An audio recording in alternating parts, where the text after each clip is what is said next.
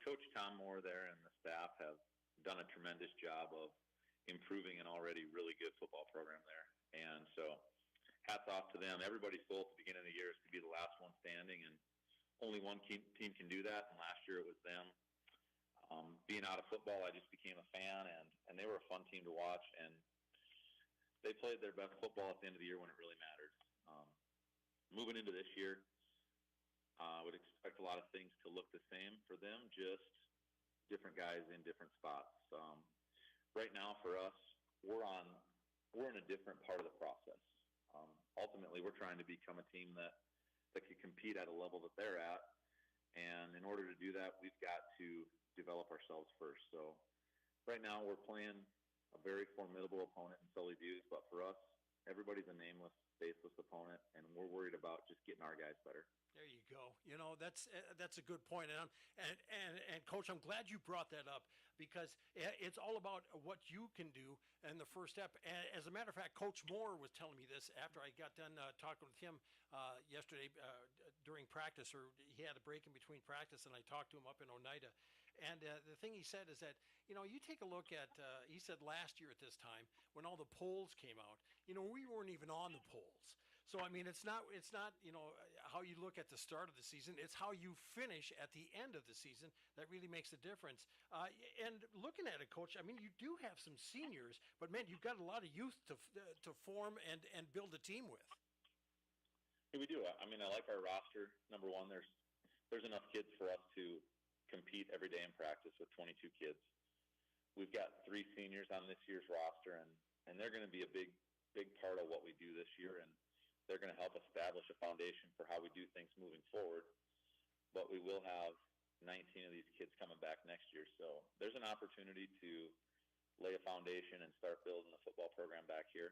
And there wasn't a time too long ago where, well, it was a long time ago where Northwestern football was a respected football program. Yep. And our goal is to start taking steps towards building that back. Yeah, you know, I'm not trying to impugn any previous administrations or anything like that. They have struggled in years past, but you know, if they have the guidance and direction, you know, you can get them back to their prominence. There's good athletes in that area. It's proven time and time again. Now you come down to Oneida tonight in the game, taking on Sully Buttes. Have you been able to kind of figure out, if you will, what best suits, what style of play best suits your team, Coach? Well, we're just going to have to do a lot of little things well for us to be in a position to compete. For us right now, where we're at with our football program, it's about fielding the team every Friday night and learning how to compete. And so for us, that goal is to step on the field against a really good team. Fortunately for us, we're going to see what the higher level teams look like. Our schedule is loaded with good competition, and it starts with Sully Buttes, so we're going to know where the bar's at, and then our challenge is going to be to meet it. So our kids have an opportunity to play against good competition, and I'm optimistic that that will raise our level of play. And our goal is to compete every single snap through the whistle and compete as hard as we can for as long as we can. Yeah. I mean, you're not going to get better by playing the Sisters of the Poor every week, you know. And I'm sure that's, you know, you've had that in the past where you faced that good competition, and it all starts tonight against the defending Class 9B champ. Just quickly, before we have kickoff here in just a little bit, Coach, what do you think are a couple of keys to the game coming into tonight? Well, for us to be competitive and successful tonight, we got to do the little things well. We can't have self-inflicted penalties. We've got to hang on to the football. Turnovers will be a big factor. And for us, it's going to be little things like extending drives and getting first downs. And then defensively, they've got some explosive guys that are going to have the football in their hands a lot. And we can't take that away, but we need to limit the big plays. We can't give them 6 points the first time they touch the ball. We got to make them earn it. And so it's going to be big plays and limiting mistakes. Okay, well, kickoff coming up here in just a little bit as the Wildcats in Oneida to take on Sully Buttes. Clayton, always a pleasure. I appreciate the time. Thanks so much, and good luck tonight. Thank you, DT. Anytime. Appreciate that. Clayton Randall, the head coach of the Northwestern Wildcats. Our pregame show continues with more to this in Country 95.3 pregame show made possible by Bankwest Oneida. Bankwest, convenient, connected, committed. AGE Corporation's contractors and crane service are proud supporters of Sully Butte Sports. For almost 60 years, AGE has been building South Dakota. For all your site work, construction, and crane work needs this season, AGE is here to help. Give them a call. AGE Corporation and Crane Service, 223-2732. That number again, 223-2732. AGE, proud to support local sports. At 83 Ag Sales, we specialize in precision planting to help you create a growing environment that will maximize your efficiency and crop yields. We're committed to helping you improve your planting and production with the best technology available. Located in Oneida, 83 Ag Sales, here to make the most of your growing season. Call us at 605-222-5385. We can help you choose the right components for your equipment and your operation. Getting ready to roll and kicking off the 2025 season. The Sully Butte Chargers opening at home as they get ready to take on the Northwestern Wildcats. Joining me now is head coach of the Chargers, Tom Moore. Coach, you're coming in. I know you've had a couple of weeks to work with the kids a little bit. And even though we'll talk about the success you had last year, but this year, I mean, you're like anybody else. I mean, you're kind of starting from scratch. You've got a lot of holes to fill. Yeah. We got a whole different team coming in from last year's team. Last year's team took some time to rebuild as well. But, you know, this one we do have three All-Staters that coming back, so that's super handy to have in Whitler and Colson and Westergren. And Cooper played a lot of downs. Cooper Falkenhagen played a lot of downs for us last year. So we have four guys that played a lot of reps at a high level last year, but a lot of inexperience and young kids trying to fill the other spots. So it's been fun. It's been a lot of teaching and a lot of coaching like everybody else is doing, but it's been enjoyable. Yeah. As you know, it's like I always ask you this every time this time of year, just with the heat, dealing with that, which you will again coming up in tonight's game. Has that deterred you at all? Not too bad. These kids have fought hard to that. We've pushed a little bit, but obviously we've taken breaks. We needed to take breaks. I don't really remember one where it's been this consistently hot, where, I mean, the last couple of days are pushing 100 degrees, and those light winds yesterday, so it was super hot. So we just got to be careful on taking care of them. Lots of water breaks and lots of times in the shade when we can be in the shade. But you got to push through it a little bit as well, because Friday night will be a good chance it's going to be that warm again. Yeah, it could. There's a deal where I'm sure the officials where, they give you those hydration breaks and, besides having, the quarter breaks and such like that. So you're getting ready at the field and you're opening at home and you're opening against an opponent in Northwestern that you handled quite easily last year, but they've got a new coach, a guy that is all too familiar with Sully Buttes. Yeah, for sure. Well, with him taking the case over there, last year was a brand new team. They had a brand new coach, so everything was super new with what was going on. This year, no different. So a guy that at Harriet Selby, Coach Randall's been at. He's been the Dome several times. He's had very good success there. So he's taken over another program that had some kids last year that were young that we played. So they're going to be a good football team coming out of the chute. Yeah, good test for you right out of the gate. One of the other things, you're replacing kids. You're still pretty young, and you had that 8th grade team last year that was really solid. They're going to be a lot of freshmen this year. You're asking a lot of your younger players this year, Coach. Yes, yeah, we are with losing that many seniors. I mean, most teams that are in the Dome at our level, you're going to have quite a few upperclassmen and seniors that you're going to disappear with.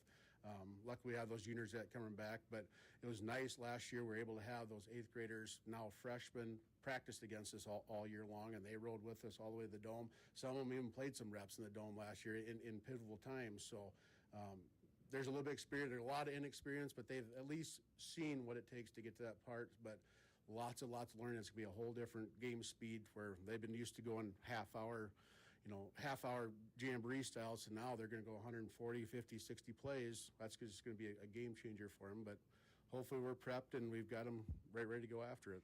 Is it still too early to kind of judge the makeup of your team as far as like are you going to be able to pound it on the ground? Are you going to throw it?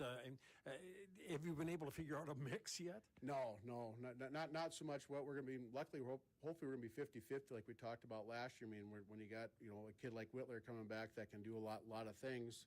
We put a lot on his shoulders last year. He'll have a lot on his shoulders this year. So he's going to be able to throw it well like he did last year. Be able to run it. And then obviously you got Westergren coming back. So our big thing is going to be how is our new line going to be able to handle the situation? How is it going to be able to handle Northwestern's front and whatnot? So that's going to be the telltale sign of how the night's going to go, is how we play up front.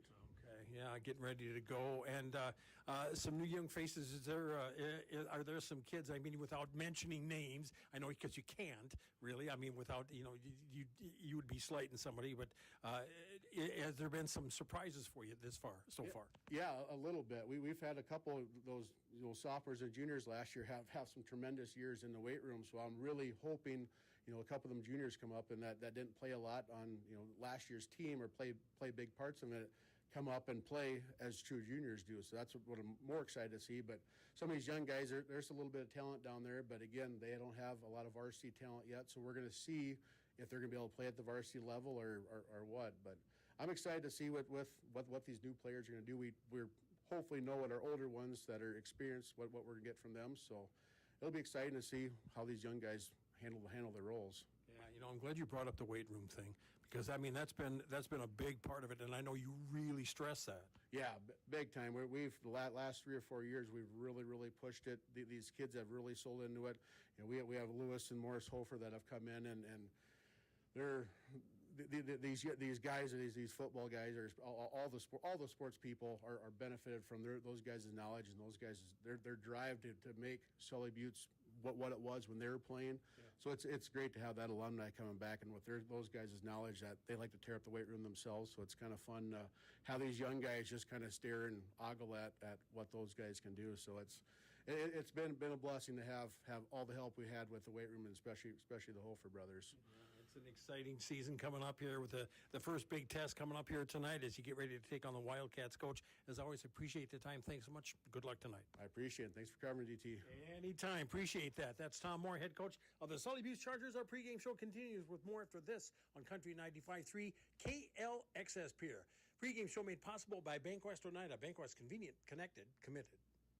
Before or after the game, get together with friends at the Blue Goose in Oneida. The Blue Goose has a relaxing atmosphere, and it's a great place to talk about the game. Not only that, but you can see info and pictures of past teams and players. It's history with the focus on the future. Be sure to kick back with friends and coworkers at the one spot that has it all.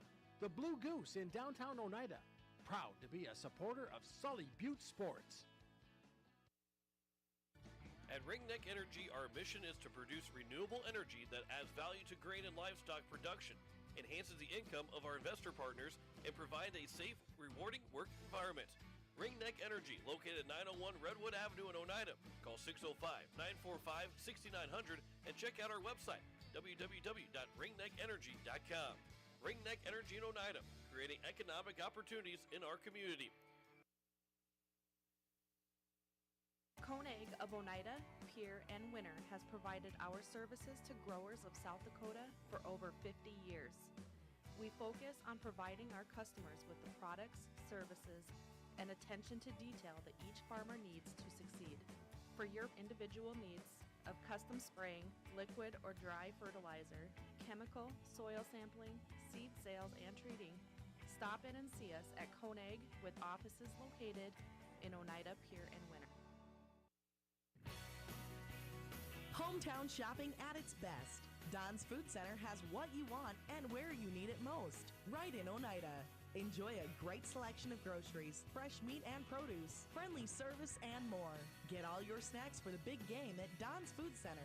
Don's Food Center is a proud supporter of Sully Buttes Athletics and wish the Chargers good luck in today's game. Don's Food Center, where parking is convenient, shopping is easy, and your time is priority. Is it the competition that keeps bringing you back? The long-standing rivalries? Or is it seeing friends again and cheering on your favorite team? At First Dakota, we're here for it all. We appreciate the fans. the players, the coaches and officials, the concessions crew. The shared community experience is part of what makes life here great, and we're here for it. See you at the game. First Dakota National Bank, member FDIC. Terry and Peggy Barber and family with Brett's Spray Service in Pierre, Oneida would like to wish the Sully Butte Chargers good luck with tonight's game and all season long. Call Brett's Spray Service today at 258-2743 for all your aerial application and retail chemical sales needs. The Barbers would like to remind you what Henry Ford once said, that when everything seems to be going against you, remember that the airplane takes off against the wind, not with it.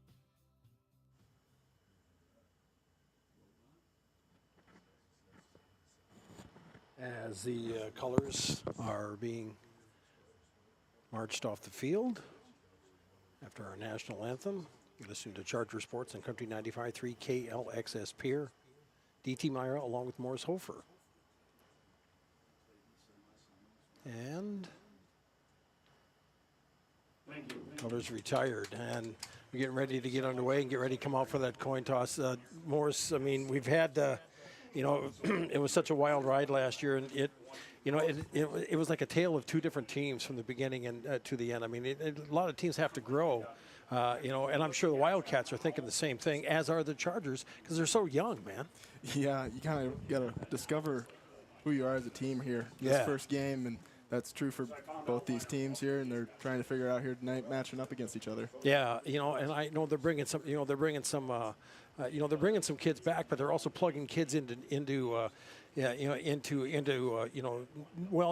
new positions, but they're into positions where it's on varsity now, and that's a whole different pool, man. That's a whole different ball game. New roles, new responsibility.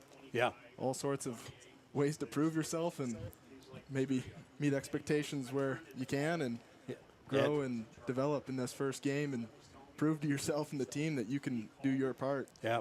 We'll see where they go from here. And I mean, I know they're coming out here now, along with Charger coaches or captains Wesley Whitler and Gavin Colson, and out for the Wildcats 54 Austin Nash, number 7 Jacob Schmidt, number 13 quarterback Jaron Haven, and number 24 Talon Miller. As we get ready to go, taking a look at the starting lineups. First off, offensively for the Wildcats at one tight end, it'll be Braden DeYoung, a 5'11", 161-pound junior, number 21. Other side, William Clemens, 6'3", 173-pound sophomore. The right end, guards Brody Satter, a 6'2", 224-pound senior, number 44. The other guard, Caden Drobny, a 6', 218-pound senior. They got size up front. And Austin Nash, the center. Austin, a 5'9", 167-pound junior. And then split out, wide out is Bracken Halverson. Bracken, a 6'2", 147-pound junior. In the backfield, Talon Miller, the fullback, a 5'10", 160-pound sophomore. Number 7, Jacob Schmidt, the tailback. Jacob, a 6 foot, 172-pound senior. And then under center will be Jaron Haven, a 6'1", 192-pound sophomore. And that is the number 13. So take a look at the Chargers. Take a look at the Chargers defense. At one defensive end, it'll be Caden Westergren. Caden, a 5'8", 208-pound senior. The other side, it'll be Zach Weinheimer. Zach, a 6 foot, 153-pound junior. Cooper Falgenhagen, the defensive tackle, 6'2", 228-pound junior. Linebackers, Tucker Gruis, a 5'10", 167-pound junior. There's Carson Miles, a 5'10", 147-pound freshman. And then Breton Barber, a 5'8", 178-pound freshman. Ends, corners are Bryson LaRush. Bryson, a 6 foot, 164-pound junior. The other side is Gavin Colson. Gavin, a 5'11", 159-pound senior. And the safety is Wesley Whitler. Wesley, a 6 foot, 161-pound senior. And the toss has already been made. Chargers deferring? Yes, I believe so. Okay, wins the toss, and they defer. And so it will be the Northwestern Wildcats who will get to start with the ball as they're coming out onto the field here now.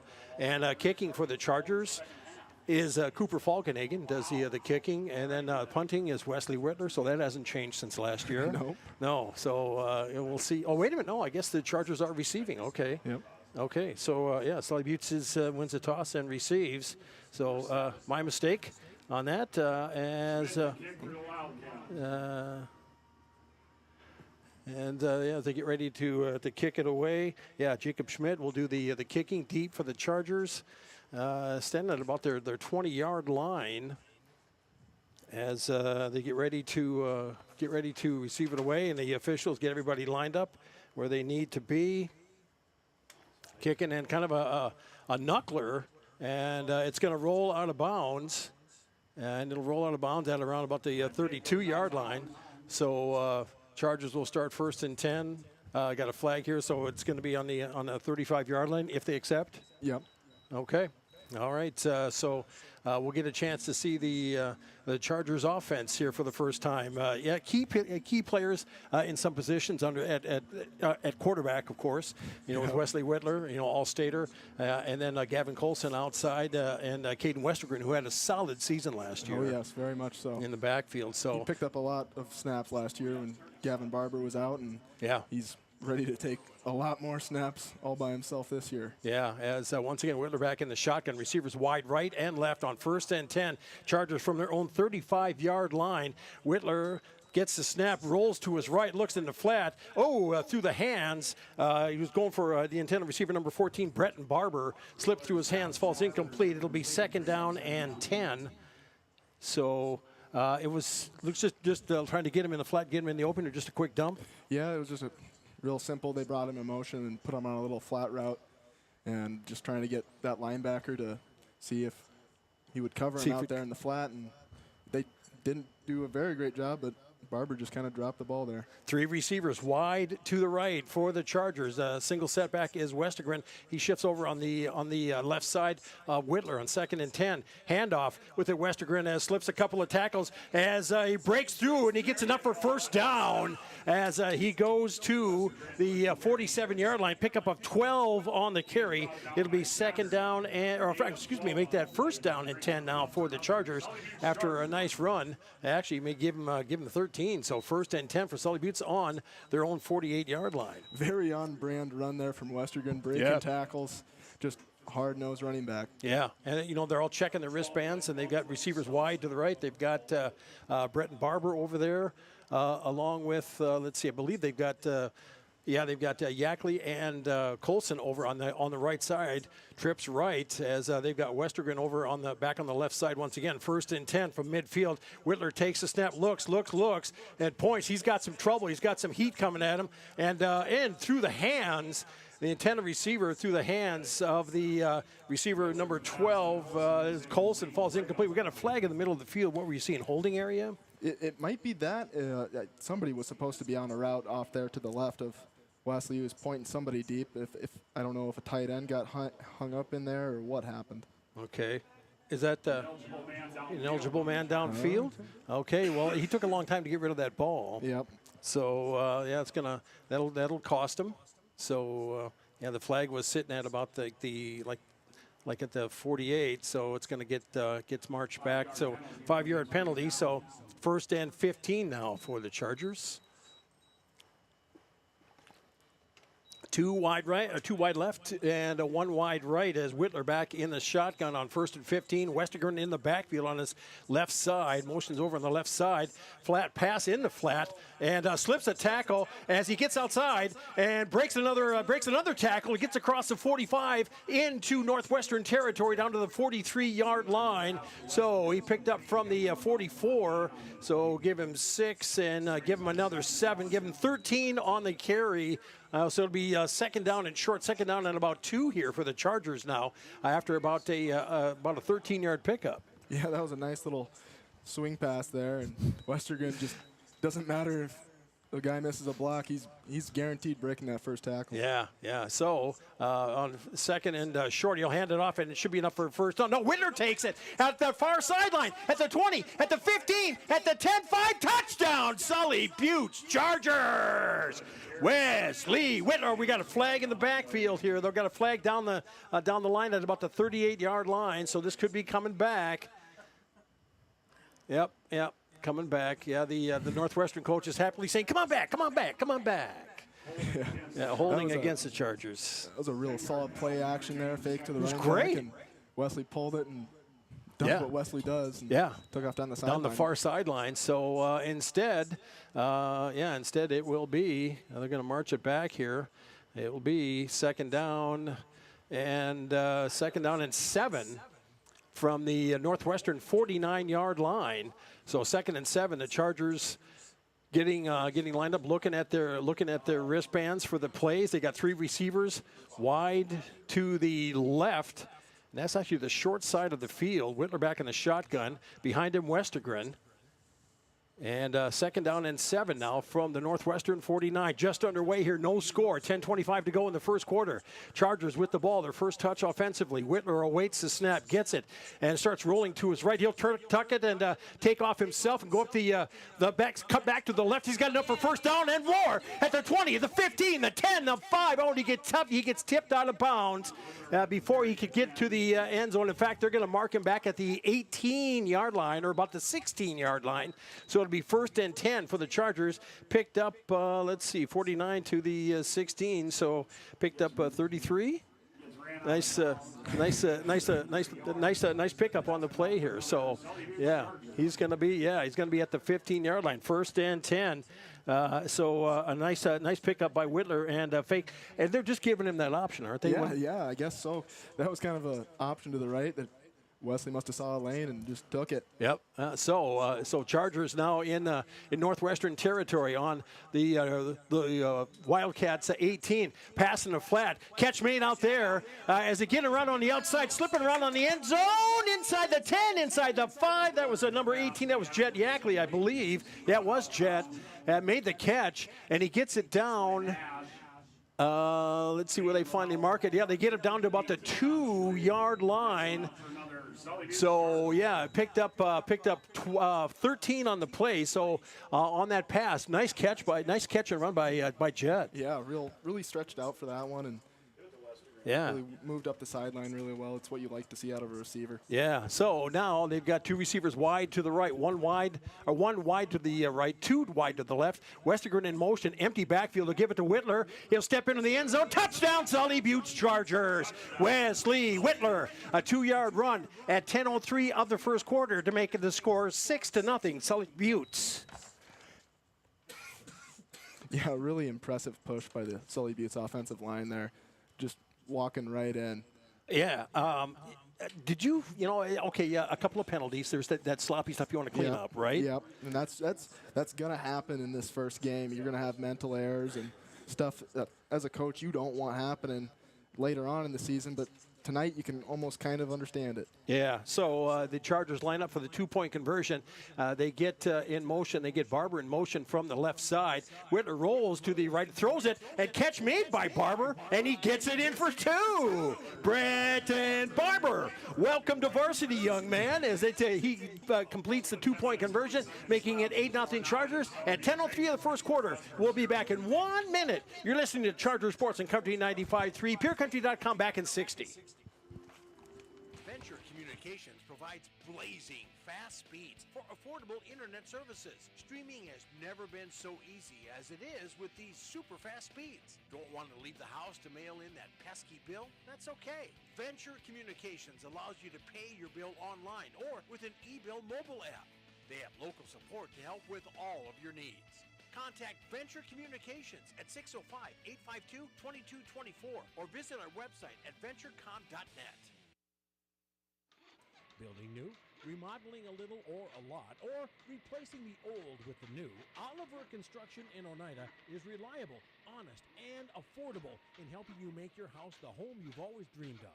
Large or small, inside or out, give Oliver Construction a call at 295-2289. for all of your home construction and remodeling needs. Oliver Construction, 295-2289. All right, Chargers on the board, first 8-0, and we'll have to see if we can check some scores. There's a few games coming up, or there's a few games here in week 0. We'll get to those in just a bit. Next week, 1 week from tonight, Chargers on the road, going down to Burke. Never been to Burke. I can't say I have either. You haven't either? Okay, I think, the Cougars down there?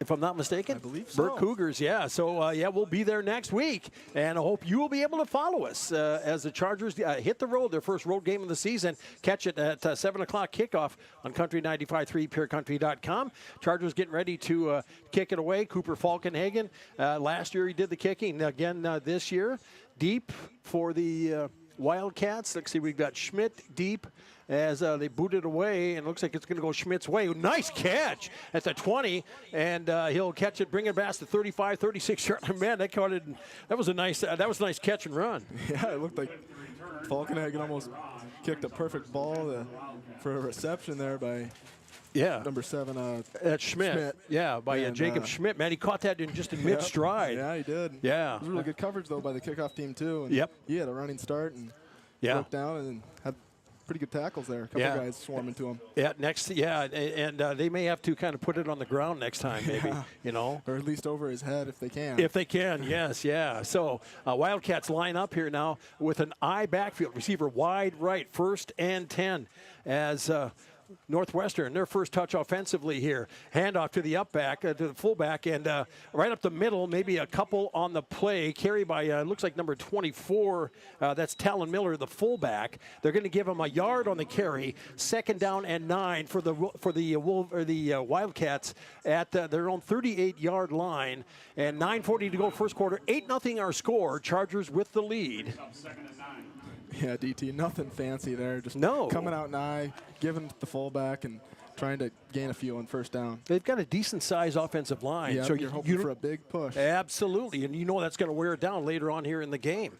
So 2nd and 9, Wolverines from their own, Wildcats from their own 38 as it is Heron under center as I backfield. 2nd down, trying the right side. Chargers, nice flood into the backfield, and it'll be Schmidt taken down in the backfield to the 35, so a 3-yard loss. It'll be 3rd down and 11 now for the Wildcats. Chargers, a host of Chargers in the backfield. Zach Weinheimer came up and did a nice job.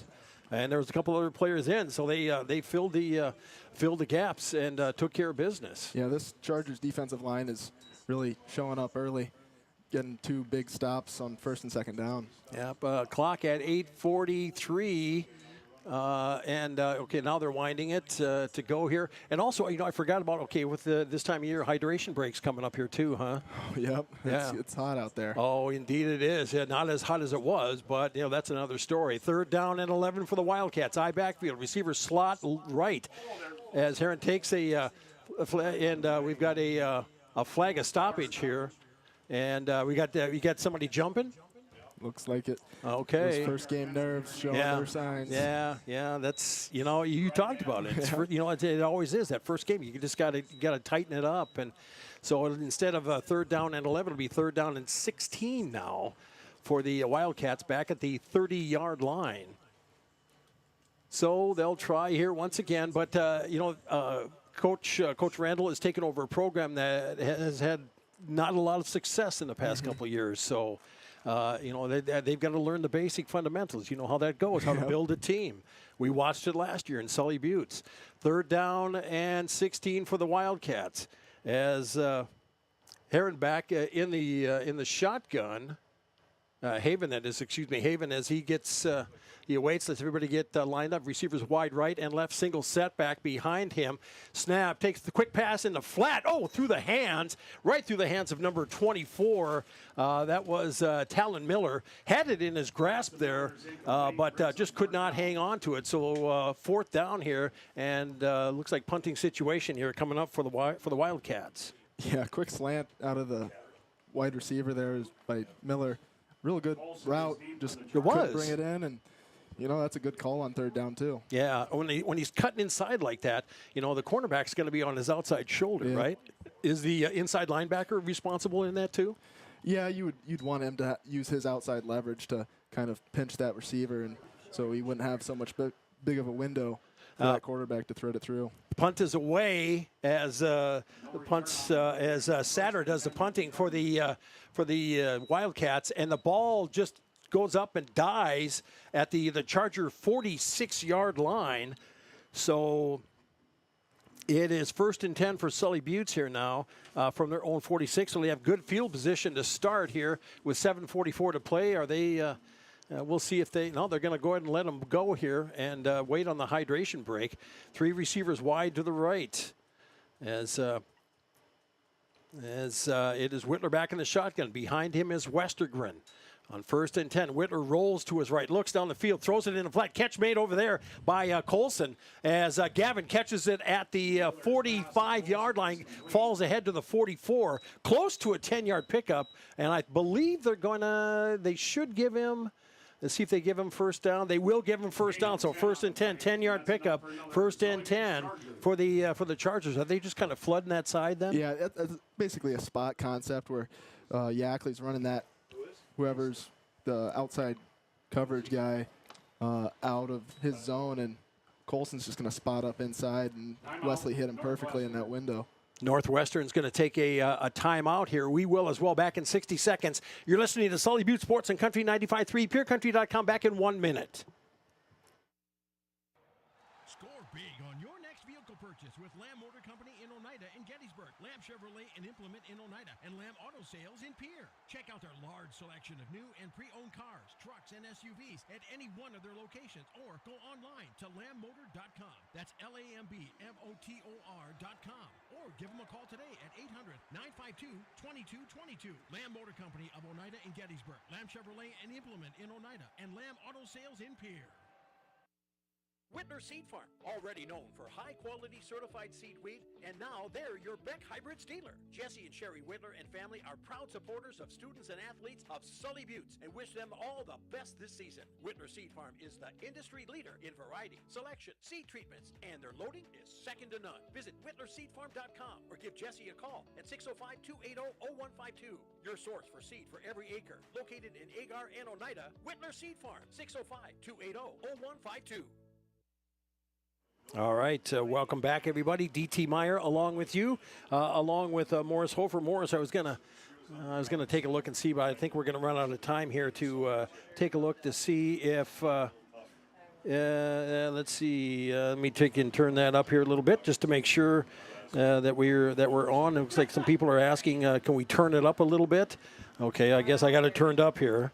So we'll give it a shot. And it's 1st and 10 for the Chargers here now as it is Whitler back in the shotgun once again. Behind him, Westergren. Receivers wide right and left. Two receivers wide to the left. That's the wide side of the field. Whitler with the snap. Keeps it himself. Tries to get around on the right side. Slips one tackle. Dives ahead across the 40 to about the 37-yard line to make it now second down.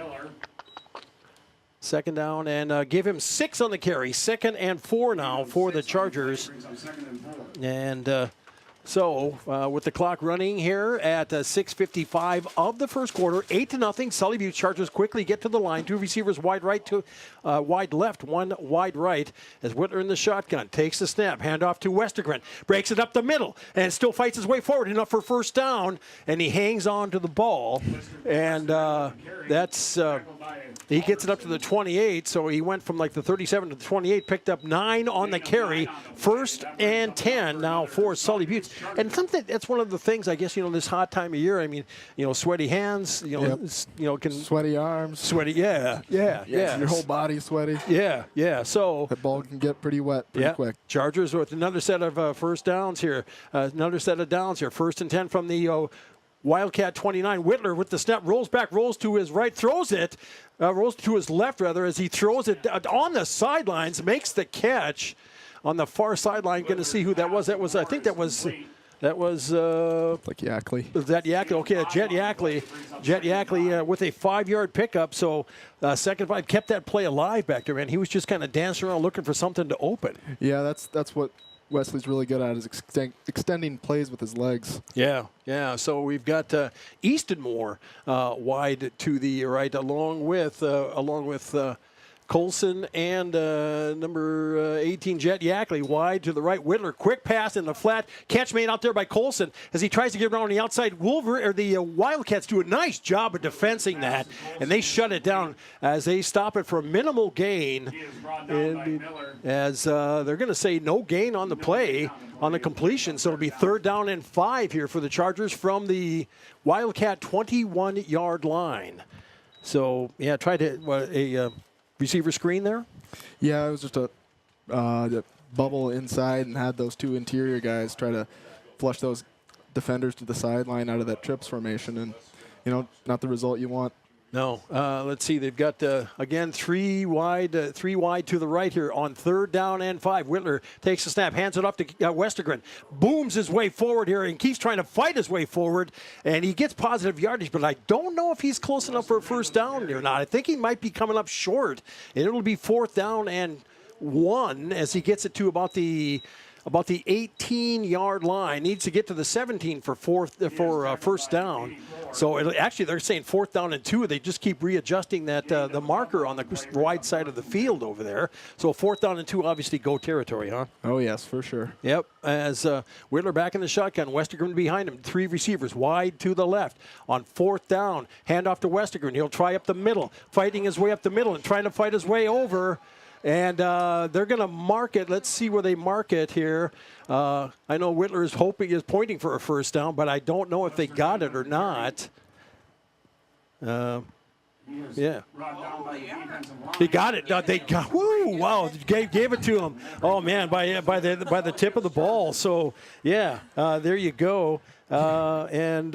Yeah, thank you, Dano. Appreciate that. Appreciate the scores. So 1st and 10 here for the Chargers. Now Westergren just gets it. That was there's a nice defensive try there by the Wildcats. Yeah, they're really swarming to the ball here. It looks like they found some aggressiveness, and now they're really attacking the line of scrimmage. Yeah, so 1st and 10. As the Chargers there on the Wildcat 17. Passing the flat. Oh, through the hands of Westergren. Falls incomplete, so it'll be 2nd down and 10. So, were they trying to get a screen over on the other side there? Yeah, after just pounding it inside like that, you want to spread them back out and make those linebackers move laterally, and sending Westergren in motion is just a good way to get him out in space and allow him to make plays. They've been giving him a lot of different looks here offensively, haven't they? Mm-hmm. You're just trying to find the best ways to use your tools in whatever players can make plays. Okay, so here we go. 2nd down and 10 here for the Chargers from the Wildcat 17-yard line, and we have a timeout. Chargers are going to take a timeout this time with 4:52 to go in the first quarter. Chargers leading 8-0 on a 2nd and 10. Back in 60, you're listening to Charger Sports and Country 95.3. Back in 1 minute. Eric's Custom Repair supports Sully Butte Sports and its athletes. Eric's Custom Repair is your trusted mechanic located in Agar. Stop into the gas and convenience store to fuel up and fill up too. Eric's Custom Repair, located on Highway 83 in Agar. Call today to schedule an appointment. 605-258-2137. That's 605-258-2137 for Eric's Custom Repair of Agar. Go get 'em, Chargers. Yag Air Incorporated is your locally owned ag chemical and seed retailer. Yag Air Incorporated offers reliable ground and aerial application. For the latest seed and chemical pricing, contact Kyle at 605-280-8710 or Tony at 605-280-4771. Yag Air for all your ag chemical and seed needs. Kyle 605-280-8710 or Tony 605-280-4771. Okay, we are back. Chargers called a timeout this time. Each team has taken a timeout here in the first quarter, Morris, and they haven't had a hydration break, so there hasn't been that yet, and I don't know if... Yeah, I'm not sure what industry standard is for the officials calling that, and maybe the timeouts have been called properly. Where they can just eschew it. They can they can just forget it. As Chargers now 2nd and 10 from the Wildcat 17-yard line. Whitler in the shotgun takes a snap, rolling to his left, slips a tackle, and goes forward. Good tackle on the play there by the Wildcats. Looked like number 10 Halverson made the stop. But, a pickup of maybe 2 on the play. It'll be 3rd down and 8 for the Chargers. They need to get to about the 4-yard line here for a first down. So, obviously 4-down territory, huh? Oh, yes, absolutely. Yeah, great tackle there by Northwestern's Halverson. Yeah. Really, we've seen a lot of guys struggle to bring Whitler down, and that was a textbook tackle there. Okay, as 3 receivers wide to the right, Whitler moves Westergren back to his left side on 3rd down. Back in the shotgun, awaits the snap, awaits it, and gets it. Handoff to fumble. Was that a fumble? No, or did they? Westergren with the carry, and he went down quick. So it will be 4th down here, and 4th down, and they lost a yard. So 4th down and 8 here for the Chargers now from about the 15-yard line, and the Wildcat defense stiffening up here on this second drive deep in their territory. Yeah, it just looked like there was a little bit of miscommunication there between quarterback and running back there in the transition of handing the ball off. And when the ball goes on the ground, you got to get down there with it quick. Absolutely. They've got Moore along with Barber and Colson wide to the right. Whitler on 4th down and 8 from the Wolverine 14 or Wildcat 40-yard line as he passes in the end zone. And through the hands, going after it was number 10. The intended receiver there was Easton Moore. And defense, is knocked out, and the ball will go over on downs. Yep. It hit him in the hands. Yep, textbook coverage there by that corner, just playing through the receiver's hands and making sure he can't secure that ball. Yeah. Great throw by Wesley. And it was. And well-placed ball. You just can't always bring him down. He got behind the defender here now, and I guess here is the hydration break.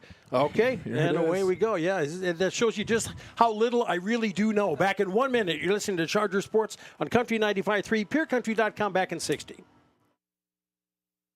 With over 40 years of experience, Lake & Out Construction Incorporated is your one-stop shop for grain handling on the farm or commercial. From repairs to complete new build projects, we've got the expertise to take on the toughest jobs. We're a proud authorized Sukup dealer ready to meet all your grain bin needs with quality products and dependable service. Call Todd today at 605-295-0011 for quality work backed by a crew you can trust. From Todd, Gary, Legina, and the entire Lake & Out Construction crew, good luck Chargers on a winning season.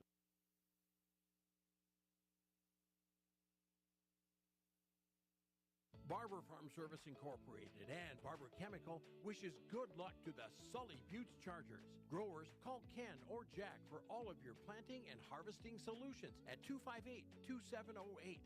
That's 258-2708. Barber Farm Services and Barber Chemical, located under the White Water Tower, 2 miles south of Oneida. They know that hard work does pay off. Go Sully Buttes Chargers from all of us at Barber Farm Service and Barber Chemical. As we are back, we've got coverage next Friday in Burke. Right now, Burke is having its way with Cologne, 23-0, I believe it is. And we'll be down there as the Burke Cougars and the Chargers will square off next Friday night, 7 o'clock kickoff, 6:40 pregame here in Country 95.3. Our first volleyball will be coming up right after Labor Day. We have a couple of them in as the Wildcats now. Wildcats get ready to go 1st and 10 from about their own 15-yard line or 16-yard line. 1st and 10, I backfield. Receiver wide to the right. As Haven with the fake pitch back, and they're going to try up the middle, and the Chargers kind of sniffed that one out, and there might be a yard or two pickup on the carry. They're going to give him a couple on the carry, and I believe that looked like I thought that looked like Braden DeYoung on the carry. So it'll be 2nd down and actually 2nd and 7. 2nd and 7 for the Wildcats from their own 20-yard line. Yeah, they keep trying to set the tone early on 1st down and just pick up as many yards as they can on the ground right away. Yeah, they've got a size advantage on the offensive line as under center now. I backfield, 2nd down and 7 from their own 20. Wildcats with the ball, and we've got another. Is another stoppage here, and it's the back judge is coming in and going up to the center as 2nd down and a handoff. They're going to try the right side, but good tackle on the play there by the Chargers coming out of that pile. Looking to see who that was. I thought that was it looked like number 80, Zach Weinheimer. As tackled by Gruis. And that was Gruis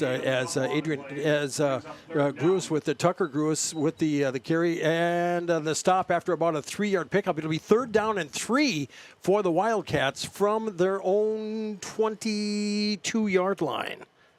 Slow and methodical, as I guess they're just trying to establish a rhythm here. They're just trying to get something going. The last couple of drives haven't, really turned into anything, and now they seem to be on their way to at least a 1st down. Yep. Let's see if they might go back to that slant pattern that was open there earlier on 3rd down and 3. Haven with it and a snap, and there's a fumble on the play, and the Chargers recover. Coming up with it on the play is number 64 for the Chargers, Cooper Falkenhagen. And I don't know if he had somebody run into him. Or what. It looked like as he turned around, that fullback was a little either on the wrong side of him or a little too quick, because that's what he bumped into and ball came dropped out. The ball. Okay, so fumble on the play, and the Chargers are back in business. And Falkenhagen with the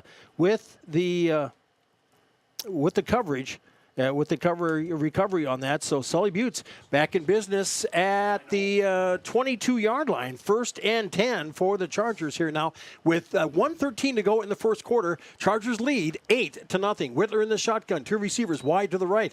Handoff. No, he's going to keep it himself. He's going to try to turn it up the field. Tried to slip another tackle, and the Wildcats do a good job of stringing that out. And there'll be about a pickup of the play. Give him 4 on the carry. Second down and 6 now for the Chargers from the from the Wildcats. I don't know why I keep going Wolverines here, but it's Wildcats' 16-yard line, Northwestern 16. So 2nd and 6 for the Chargers. And Whitler's just trying to find an open gap there. Yeah, he's just stretching that play out as long as he can, trying to pick up yards on his way. Northwestern defense is starting to stiffen up a little bit. Chargers on 2nd down and 6. Whitler takes a snap, pitches it back to Westergren, trying to get around on the outside. Slips another tackle inside the 10, inside the 5, and he's going through. Touchdown, Sully Buttes, Chargers! And as Westergren with the carry gives him about a 16-yard run. 1st and 10 here, and the lights are going off and on, and that means a touchdown, Charger touchdown. So Westergren with it for the carry, and did you see on as far as the pitch goes, he held on to it as long as he could? Oh yeah, Wesley really drug out that pitch relationship, and Westergren, just like a truck downhill, he was not stopping for anybody. No. They're going to Chargers get ready to go for the 2-point conversion, and the dump truck gets it into the end zone. Yeah. So away we go here now as the Chargers spread out 2 received as Colson and Yackley wide to the left, and snap it went to Whitler, and he lost it and picked up on the play for the 2-point conversion. Picking it up was number 2. Well, Whitler picked it up after he dropped it, and it was a Whitler to Whitler. Good luck scoring that. It's a 2-point. It's worth 2 points, and it's 16-0 Chargers. 19 seconds left to go in the first. Back in 60. You're listening to Charger Sports and Country 95.3, PureCountry.com.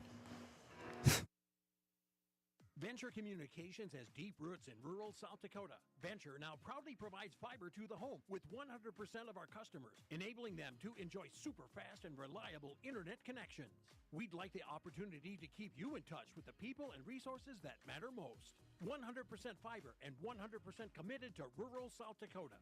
Call Venture Communications today at 605-852-2224, 605-852-2224, or online at venturecom.net. The Corner in Oneida reminds you they're open after the game for your snack and beverage needs. From hot stuffed pizzas and roasted chicken to wraps, salads, burgers, and much more. They also carry a large variety of beverages to quench your thirst. The corner in Oneida has it all, and you'll find plenty of specials throughout the store. Remember, the corner is open for your convenience after the game. Call ahead for orders. Bus is always welcome. The corner in Oneida, 258-2400. 258-2400. All right, as we get ready to roll here again, there is 19 seconds in the never-ending quarter. As they get ready to roll here, the Chargers, Falkenhagen ready to kick it away, 16-0. Deep is Schmidt, along with, I believe, that is Eli Miller, deep for Northwestern. As Falkenhagen, let's see if they kick it right or left this time. Last time it was Schmidt that caught it in stride and had a really nice return. Let's see if that alters their kick. And they're going to go right back to him as he catches it at about his 15, bringing it up the right side, slips a tackle, goes ahead forward, and he gets it all the way to the 40-yard line. 1st and 10, got tripped up, but a nice return. Good field position for the Wildcats. 1st and 10. You're starting to see some things happening for Northwestern here, and they're more confident. I remember watching them last year, and things just did not go their way. But you can see they're learning and they're building on each session. Oh yeah, that's for sure. Confidence is a thing of momentum, just like football. You do one good thing, another good thing is going to happen more than likely, but just because of how you're playing, better is going to influence the next play and the next play, but it also works in the opposite direction. Yep, high backfield. The Wildcats 1st and 10 from their own 39. Receiver wide right, handoff. They're going to try to get around the left side. Slipping a tackle in the backfield is Schmidt, and he'll get pushed out of bounds on the play. Had a nice chance to get him in the backfield, but could not. Slipped a tackle and got for positive territory as he gets it up to across the 40 to the 42-yard line. They're going to give him 4 on the carry, so it'll be 2nd down and 6 for the Wildcats for Northwestern on their own 44-yard line. So nice run on 1st down. Yep, they keep going to it, and it's starting to kind of pick up a little bit as this Charger defensive line and linebacking crew maybe getting a little tired here out in this hot first quarter. Missed tackles? Missed. Yep. Yeah. So 2nd down and 6 for the Wildcats. Eye backfield. Receiver wide right. And handoff to the up back. Fumble on the play. But maybe that was the ground that caused it. I think they're going to give it to the Chargers. So the ball did come out. So it'll be 1st and 10. So a fumble on the play. And did you see who it was that recovered that, Morris?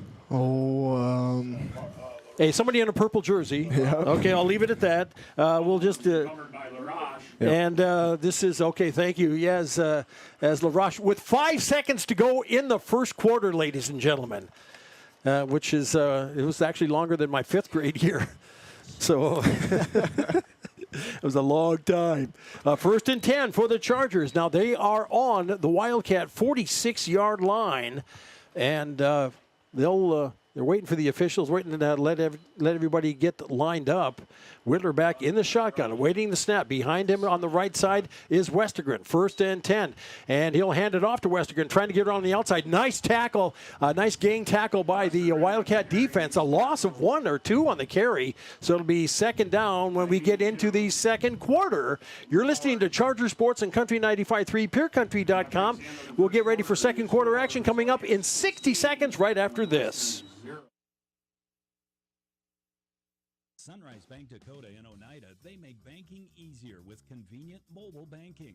Enjoy on-the-go, secure access to your account balances, recent account activity, and check images, as well as the ability to transfer funds and make mobile deposits. Visit mysunrisebank.com today or download the mobile banking app. Sunrise Bank Dakota is a proud sponsor of Sully Buttes athletics and activities, and wish the Chargers good luck in today's game. Sunrise Bank Dakota in Oneida, member FDIC. YAG Air Incorporated is your locally owned ag chemical and seed retailer. YAG Air Incorporated offers reliable ground and aerial application. For the latest seed and chemical pricing, contact Kyle at 605-280-8710 or Tony at 605-280-4771. YAG Air for all your ag chemical and seed needs. Kyle 605-280-8710 or Tony 605-280-4771. Okay, and we are back. DT along with you, and scoring updates. Looks like in the second quarter, Elk Point Jefferson leading Parker 27-0. Week 0, not a lot of games. Not a lot of folks. Everybody gets going in earnest next week. So Chargers have always started week 0, and they've got an early bye this year. After Burke next week, they're on their bye. So you always kind of like to have that later in the season, but I mean, you're at the scheduler's mercy there. So see what they do. Yeah, see what they can do. Chargers, when we come back here now, they're looking at a 2nd down and 12. They lost some yardage on the play.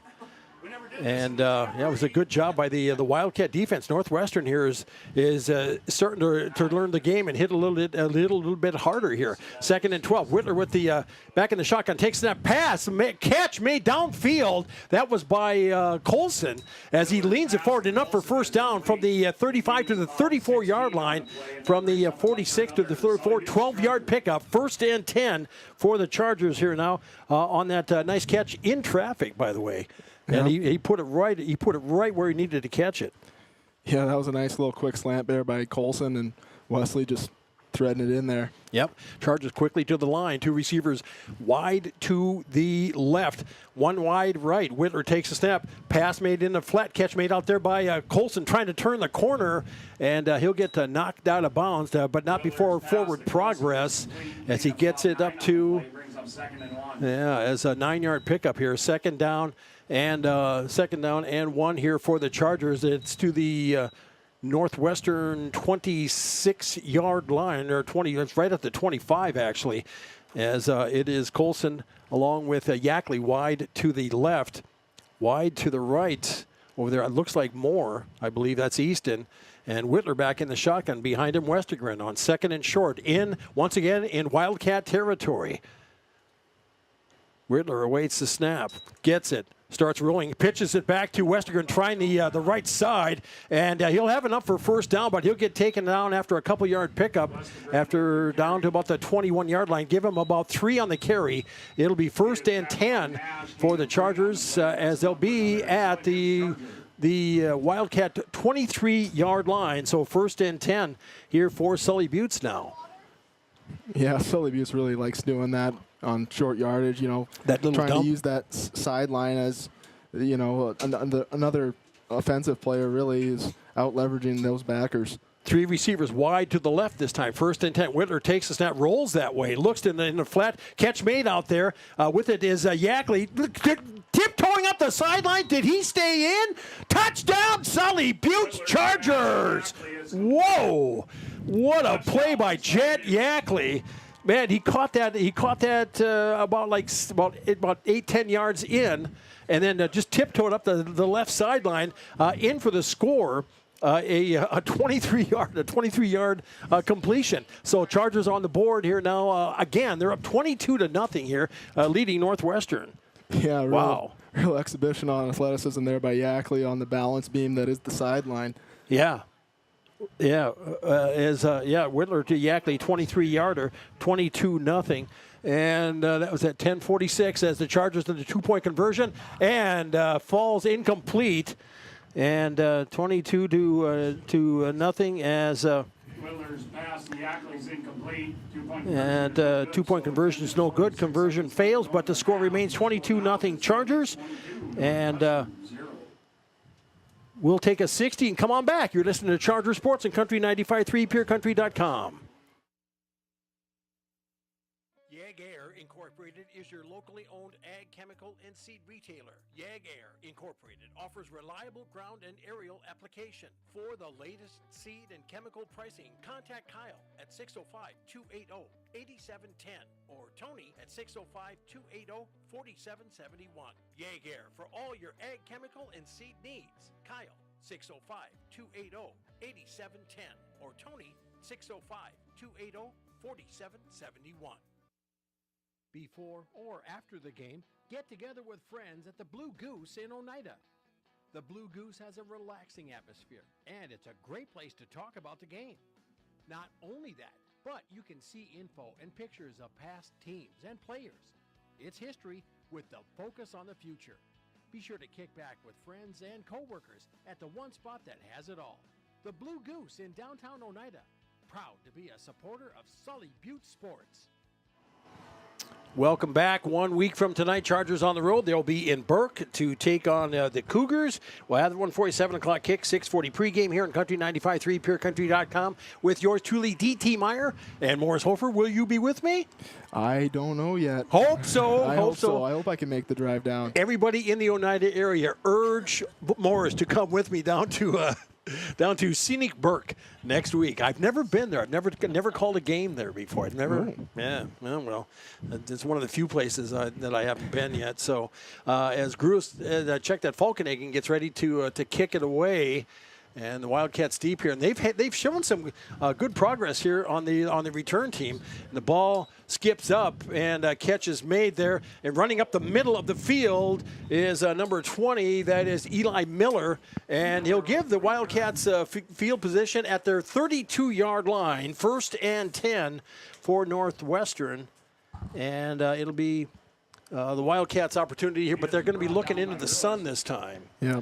You know? Showing a lot of confidence on this kickoff return crew, yeah. Especially from these returners. They're starting to, realize that we need to get some offensive movement, and special teams is a good way to get that started.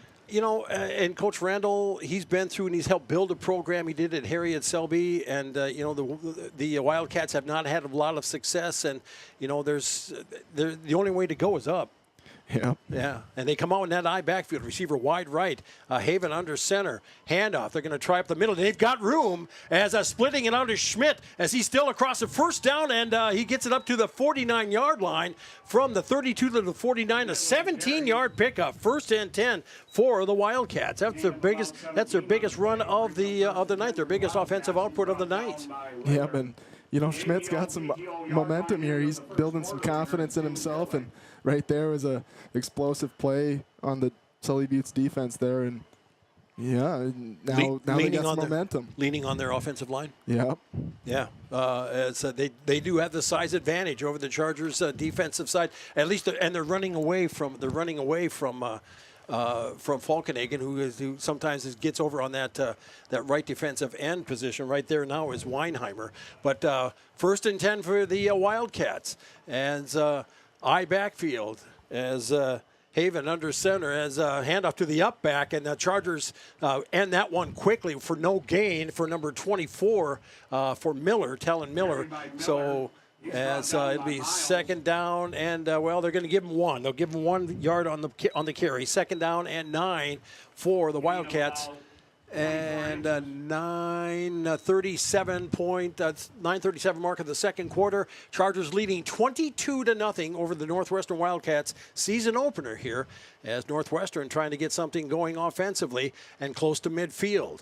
Haven under center for the Wildcats as I backfield on 2nd and 9. Pitchbacks are going to go to the right side. That's Schmidt as he's a load man. He puts it across the 50, gets it into Charger territory, and gets taken down. They're going to give him forward progress up to the just shy of the Charger 45 to the 46. So they'll be give him 6 on the carry. It'll be 3rd down and 4. We'll call it 3rd and 4 for the Wildcats on the Charger 46-yard line. Yeah, Schmidt's really showing some athleticism. He is. Making an argument for being the number 1 back for Northwestern right now. Yep, he's got more. Does he have more kind of like a straight up running style? Yeah, he's really tall, and normally you don't see that out of smaller school running backs. But you'd like to see him lower shoulder pads and get that forward lean going, so he could get a couple extra yards at the end of the run. But yeah, he's really showing his skill. Wow, 3rd and 4 for the Wildcats. Haven under center. Handoff. They're going to try Schmidt again. In the middle, he falls forward across the 45 to the 44.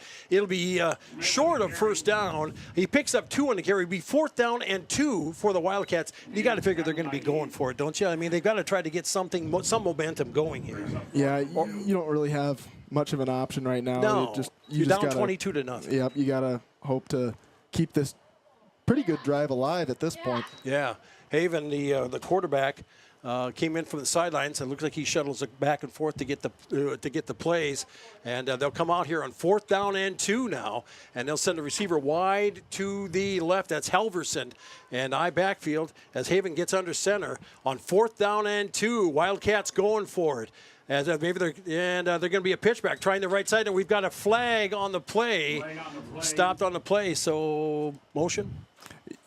That or a false start, I don't know. A lot of mental errors are false start. Slowing down this momentum by Northwestern right now. Fumbles, false starts, and a whole plethora of other issues. Looks like they're gonna send in their punting team here now on 4th down and 6 or 7. As number 44, I believe that's Satter. Yeah, Brady Satter will punt, and deep for the Chargers. Looks like Colson, Gavin back there, as Satter awaits the snap at about his 40-yard line. They've had good snaps thus far.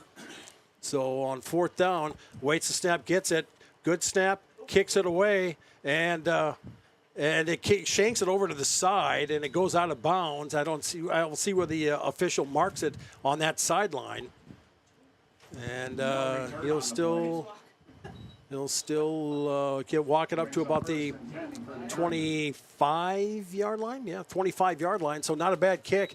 It gets the Chargers starting back from about their own 25-yard line. So it'll be 1st and 10 for Sully Buttes now at their 25. We have 7:14 to play in the first half. 22-0 is our score. DT Meyer along with you as the Chargers quickly hustle it to the line here. I was going to give you a quick message from the Sully County Sheriff's Department. We'll get that in just a moment. 3 receivers wide to the left. Whitler takes the snap. He's going to take it himself up the middle. Slips around to the right side at the 40, 45 to 50, the 45 to 40, the 35 to 30, the 25 to 20, the 15, the 10, the 5. Touchdown, Sully Buttes Chargers. And is there no flags? No flags? No flags it is. And Wesley Whitler. Woo! Wow, Daddy-o, 75 yards. That's an impressive run there. Started up the middle, cut to his right. Yep, I don't know if it was supposed to be a lead with Westergren and Wesley just saw a seam, or that was a designed, option where he might have had that power to Westergren and the option to pull it backside. I'm not sure what the exact play call was there, but whatever it was, Wesley sure turned on the afterburners and took off down the sideline. Yeah, as he's back in the shotgun. 3 receivers wide to the left on the 2-point conversion. Caden Westergren behind him. He'll hand it off to Westergren, trying to fight his way up the middle. He will not make it in, so the conversion fails. So the score remains 28-0. Sully Buttes leading Northwestern. You're listening to Charger Sports and Country 95.3, PeerCountry.com. We'll be back in 60 seconds on KLXS Peer. At 83 Ag Sales, we specialize in precision planning to help you create a growing environment that will maximize your efficiency and crop yields. We're committed to helping you improve your planting and production with the best technology available. Located in Oneida, 83 Ag Sales, here to make the most of your growing season. Call us at 605-222-5385. We can help you choose the right components for your equipment and your operation. AGE Corporation's contractors and crane service are proud supporters of Sully Buttes Sports. For almost 60 years, AGE has been building South Dakota. For all your site work, construction, and crane work needs this season, AGE is here to help. Give them a call. AGE Corporation and Crane Service, 223-2732. That number again, 223-2732. AGE, proud to support local sports. Okay, we are back. Hi, DT Meyer along with you, along with Morris Hofer, as we get ready to roll here after the Chargers 75 yards on one play, and that was Wesley Whitler. He just had to hand it off at the end there, just to, for the 2-point conversion, because I think he was gassed. I'd be pretty tired after 75 yards like that. Yeah, I mean, for all the heat that we've had. What's the temperature here? Is it 77, I think, now? Yeah, it was high of 82 today, I think. And so not as hot as it has been, but it's definitely still hot enough. Did you guys get any rain here? I think, I'm not sure what we got in town, but I know out by our place we got anywhere from 1000s to 1400s, I'm pretty sure. Oh, boy. Yeah. Okay. Really getting up there. Yeah, 6400s in Pierre. And they said at the airport it was like over an inch, well over an inch. Oh, wow. Yeah, I know. Yeah, it's A lot of 2 inches east of Blunt. Yeah, that was. Yeah, man, it's always welcome when it comes. That's for sure. As Falkenhagen gets ready to kick it away, as they're going to be a knuckler this time, and they're going to just fall on it at about the 35-yard line. Number 16, that is Carson Rep, caught it and went down on his knees to do it. So 1st and 10 from the 35-yard line for Northwestern. And I bet we start seeing a lot more of that style of kick for the rest of the game, just because they've shown that they can return. Their returns are about the only thing getting them down the field. Yeah. So I mean, other than that big run by Schmidt, he had that 17-yarder here. But you gotta crawl before you can walk, and you can see the Wildcats working on some things here. And I think and for the Chargers, they're doing the same thing too with a lot of youth. I kind of wonder if they won't turn to the passing portion of the playbook here not too long. They've got a receiver wide to the right, backfield, 1st and 10 from the 35, handoff. That's going to go to number 22 on the play. That is Connor Orr with the run. And that's about a 3-yard pickup, 2nd down and 7 here for the Wildcats. Actually, giving them 4 yards, so 2nd and 6 for Northwestern from their own 39-yard line. Yeah, Northwestern's really just rotating those backs. I think they've had 4 or 5 guys share the ball tonight on the ground. Yeah, thank heavens you got extra slots, open slots on your score sheet there to keep tabs on them. They send that receiver wide to the left this time with an backfield. Haven under center. Is he the sophomore quarterback? I believe he is. As a handoff up the middle, and Chargers trying to stop it, and they do. As let's see, Weinheimer in on the stop, along with looks like number 14 Bretton Barber, and it'll be about a couple-yard pickup on the play, or with the carry, and it'll be a 3rd down and 3 for the Wildcats from their own about 43-yard line. Nothing fancy, huh? No, they really haven't gone to any different plays or trick plays or nothing, and I don't even know if they have they don't even have a completion yet. Really? Nope. Wow. Okay. All right. Well, okay. That's why you said, okay, maybe they'll try. Okay, they had tried one. Okay, backfield on 3rd and 3. Receiver wide to the right. Haven under center. Long snap count. Fakes the handoff, rolls to his right, throws it in the flat. Catch made out there, and there'll be enough for 1st down for the Wildcats. Number 84, or excuse me, that's 24. Excuse me, 24. That is Talon Miller with the catch, and he gets up to the 49-yard line. So about a 6-yard pickup. So 1st and 10 for the Wildcats as they're at midfield, and 5:05 to go here and ticking in the second quarter. Chargers leading 28-0. Yeah, just a simple little dump to the running back just to try to get some more movement, and I think they're going to initiate some passing here with these shorter concepts. Yep. They had that one slant, and that they had success on. Found them open, but they couldn't complete the catch. 1st and 10 from close to midfield. Wildcats with the ball. Haven handoff right up the middle, and there's room. Breaking on the outside, Schmidt, and a shoestring tackle on the play there by Colson stops it as it'll be brought down to the 38-yard line. So from the 49 to the 38, an 11-yard pickup. Give him a 12-yard pickup. 1st and 10 for the Wolverines here now, and they're starting to. You can see the confidence growing in them. Yeah, now that they've kind of experimented with their passing game, spread them out a little bit. The Chargers have to respect the passing game a little more, and that's opening running lanes for Schmidt. Okay, so let's see what the Wildcats come up with here now as they bring it to the line once again. I mean, no change in the lineup. Receiver wide right, and Haven under center on 1st and 10 from the Charger 38. Their deepest penetration thus far this game. Pitch back, trying on the right side, and they're going to take him down there. And I thought maybe they kind of evaded a holding call there because it looked like Weinheimer was being held as he was trying to break out of the middle of the pack. But a good gang tackle on the play and a 1-yard loss for the Wildcats. It'll be back to the 39, 2nd and 11. Is brought down by Falkenhagen. 1 yard loss on the play brings up 2nd and 11. So with the clock ticking, 3:48 to go here. Receiver wide right as it's Schmidt and looks like I think it's Clements behind. And handoff, they're going to try up the middle again, and the Chargers are going to just stop him right there. He could not go any farther forward. Nice in on that tackle there. Caden Westergren helped in on that stop. It'll be a third down and 12 now for the Wildcats from the ball just barely touching the Charger 40-yard line. Yeah, Northwestern trying it back up the middle again, just to see if they can't try that again. And just to see if they can keep pounding them and softening them up. Yeah, the Charger defense was focused in on the run right now. Yep, under 3 minutes to go in the half. It's Sully Buttes 28 and Northwestern nothing. D.T. Meyer along with Morris Hofer, opening night of the 2025 season of Sully Buttes Charger football. Glad to have you on board.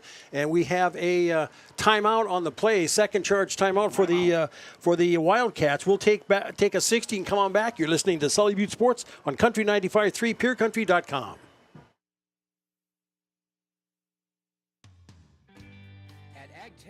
We're leveraging the power of the cooperative to benefit our farmers and ranchers, their families, and local communities. We're creating jobs for your neighbors and putting money back into our communities. We're lending a hand in our rural fire departments, food banks, and 4-H and FFA programs. That's what local is all about.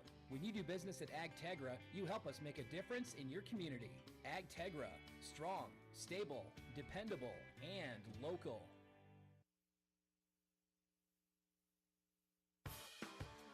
Teamwork is important to Barber Chemical in Oneida. With a full-time agronomist, sprayers, and licensed applicators, they have the team to get the job done. Their fully stocked warehouse will always have the latest products and technology available. Service, quality, and efficiency. That's the game plan at Barber Chemical. See Barber Chemical for your soil and tissue sampling needs. Good luck, Chargers, from your teammates at Barber Chemical in Oneida.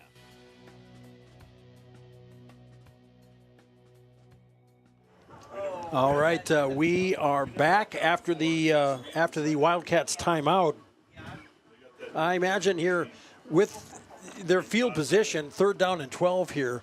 What are you expecting from the Wildcat offense? Are they going to go back to that pass? I would expect maybe attempting a pass again, maybe some flood concepts from the backfield, or try that wide side of the field. Yeah, or left side. A tight end. I haven't seen a tight end go out for a pass yet. I don't know if our linebackers could really pick that up right now. It's 3rd down and 12. Wildcats take the snap, fakes the handoff, rolls to his right, rolls, looks, throws it, and incomplete, falls incomplete. And it will be a good hustle up the field there by number 28, A.J. Oliver, as he was putting the heat on the quarterback for the Wildcats, and stepping in. That was Jacob Schmidt that looked like that was doing the throwing there. So it'll be 4th down and 12 here now, and it looks like they're going to go ahead and punt it. Yeah, just Satter getting ready to catch it at the 50, and deep for the Chargers is Colson. There is 2:44 to go in the half. Sully Buttes leading 28-0 over Northwestern opening night. Satter awaits the snap here from the Charger 39-yard line. Gets a good snap, kicks it away, a line driver, and Colson catches it at about the 10 or 15. Sidesteps, gets around on the near side, up to the 30, and goes out of bounds at around about the 35, 36-yard line. And it'll be 1st and 10 for the Chargers now from their own 30, from out there, where are they at, 36-yard line, and with 2:33 left to go here in the half. We've shown that we can score pretty quick here. Yeah.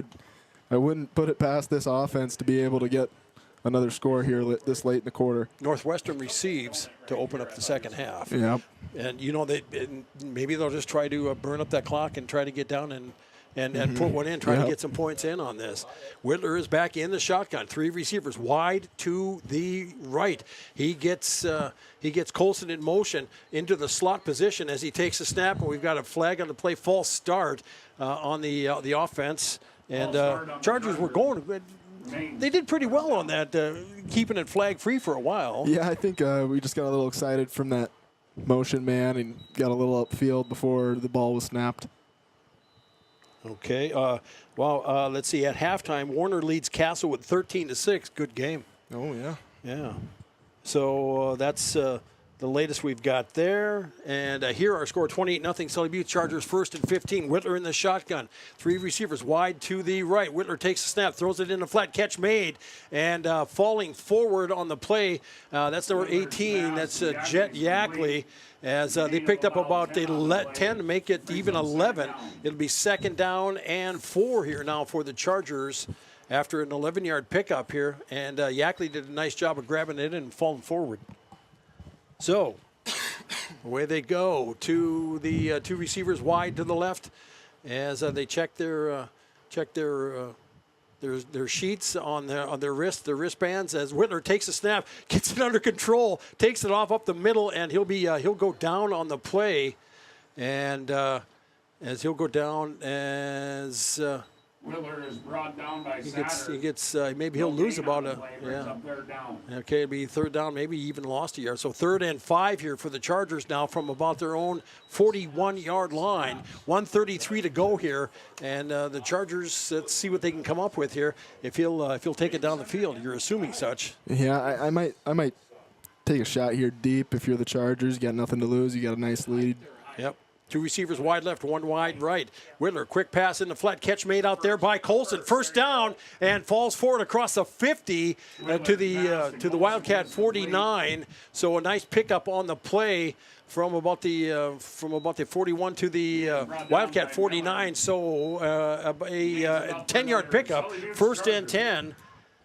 For the Chargers as they quickly line up here now. Whitler at midfield here. Receivers wide, left and right. Whitler takes a step, looks right, looks left, throws it down the field and over the outstretched arms of Colson, the intended receiver down the field. Good coverage on the outside there by the Wildcats, and it falls incomplete. Yeah, real good coverage there. Was. That corner all alone. Wesley looked off that safety and then flipped right back to Colson there on the right side.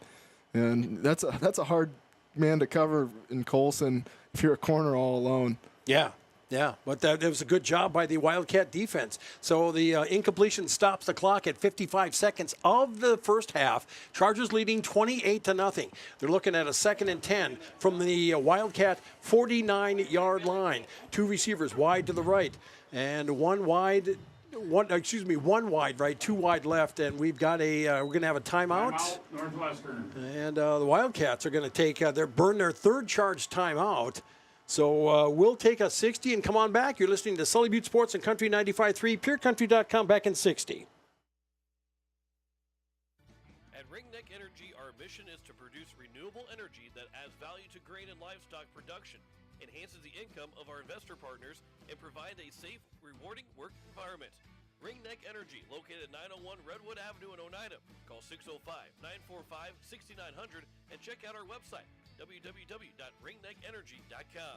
Ringneck Energy in Oneida, creating economic opportunities in our community. Koenig of Oneida, Pierre, and Winter has provided our services to growers of South Dakota for over 50 years. We focus on providing our customers with the products, services, and attention to detail that each farmer needs to succeed. For your individual needs of custom spraying, liquid or dry fertilizer, chemical, soil sampling, seed sales, and treating, stop in and see us at Koenig with offices located in Oneida, Pierre, and Winter. Welcome back, everybody. DT along with you.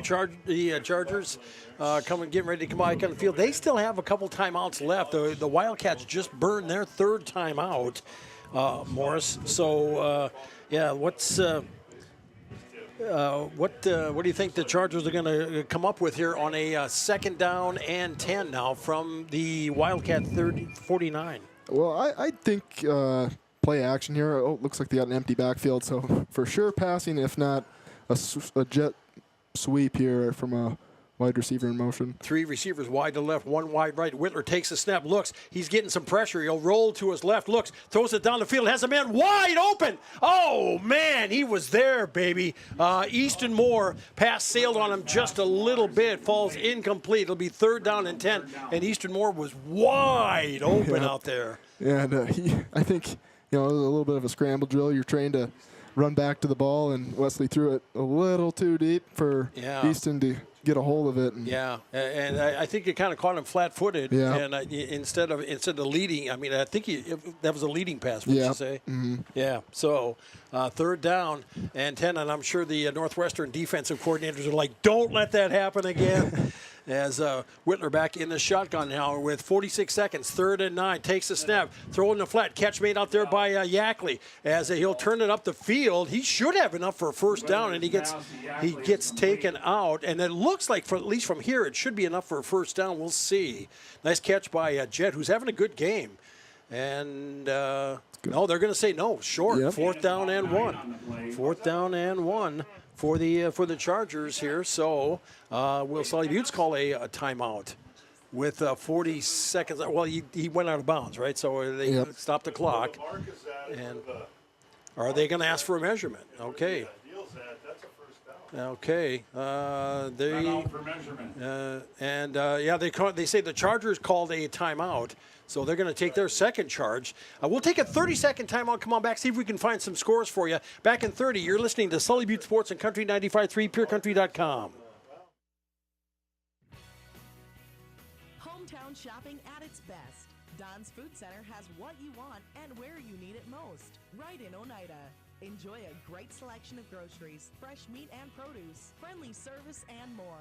Get all your snacks for the big game at Don's Food Center. Don's Food Center is a proud supporter of Sully Butte's athletics and wish the Chargers good luck in today's game. Don's Food Center, where parking is convenient, shopping is easy, and your time is priority. All right, welcome back as we let's see, wait here. The Chargers took a timeout here. There is 40 seconds left to go. They're looking at a 4th down and a foot or so. Score updates? Yeah, Burke has extended their lead over Cologne 31-0. Viborg Hurley is playing Canastota, and Viborg Hurley is winning 44-0. Ooh. Yeah. Early showing from them. Yeah. Corsica Stickney leads Hitchcock Tulare 12-6. That's in Corsica. It is. Wow. Yeah. A couple of good. That's a good early matchup. Yeah. Chargers are going to see that. Well, no, they see. They'll see Hitchcock Tulare for sure in about a month. And then Avon leading Coleman Egan 32-0. Avon was pretty decent last year, as I remember, and I haven't heard Coleman Egan in a couple of years, but that might not be a terrible game, but looks like a bit of a blowout at the end of the first half. Okay, here we're back to live action here now. Chargers now on a 4th and short. He gets a man in motion from the left side, stops at the end of the line. Whitler takes the snap. He's going to run it on the right side. He's got a pitch man there, but he'll take it himself. Going up the far sidelines, gets pushed out of bounds inside the 15, and he has enough for a 1st down as he went from the 39. Let's see where they mark it. I think they're going to get close to the 15. So about a 24-yard pickup. Mm-hmm. Yep. 24 in the pickup. So 1st and 10 Chargers, but 32 seconds. That didn't take a lot of time, man. So the Chargers here again knocking on the door, see if they can get one in before halftime, because Northwestern receives the opening kick of the second half. Chargers out front 28-0. Three receivers wide to the left. Whitler back in the shotgun as he has all game. He has Barber in motion from the left side. Takes the snap, rolls to his left. Looking. Throws it over the corner. Has a man. That's got to be touchdown. It is. Touchdown, Sully Buttes Chargers. And is that Gavin Colson? Whitler to Colson. Quite the exchange here. So a 16-yard strike. I believe it was 16-yard strike about. 12? I thought it was 12. Okay, I see. I thought it was like 50. I thought he was like at the 15. So I'll give him a 15-yard strike. Okay, thanks. We'll split the middle. Yeah, we'll split it and split the difference. Chargers get on the board and they are out front now, 34-0, and they've missed their last two.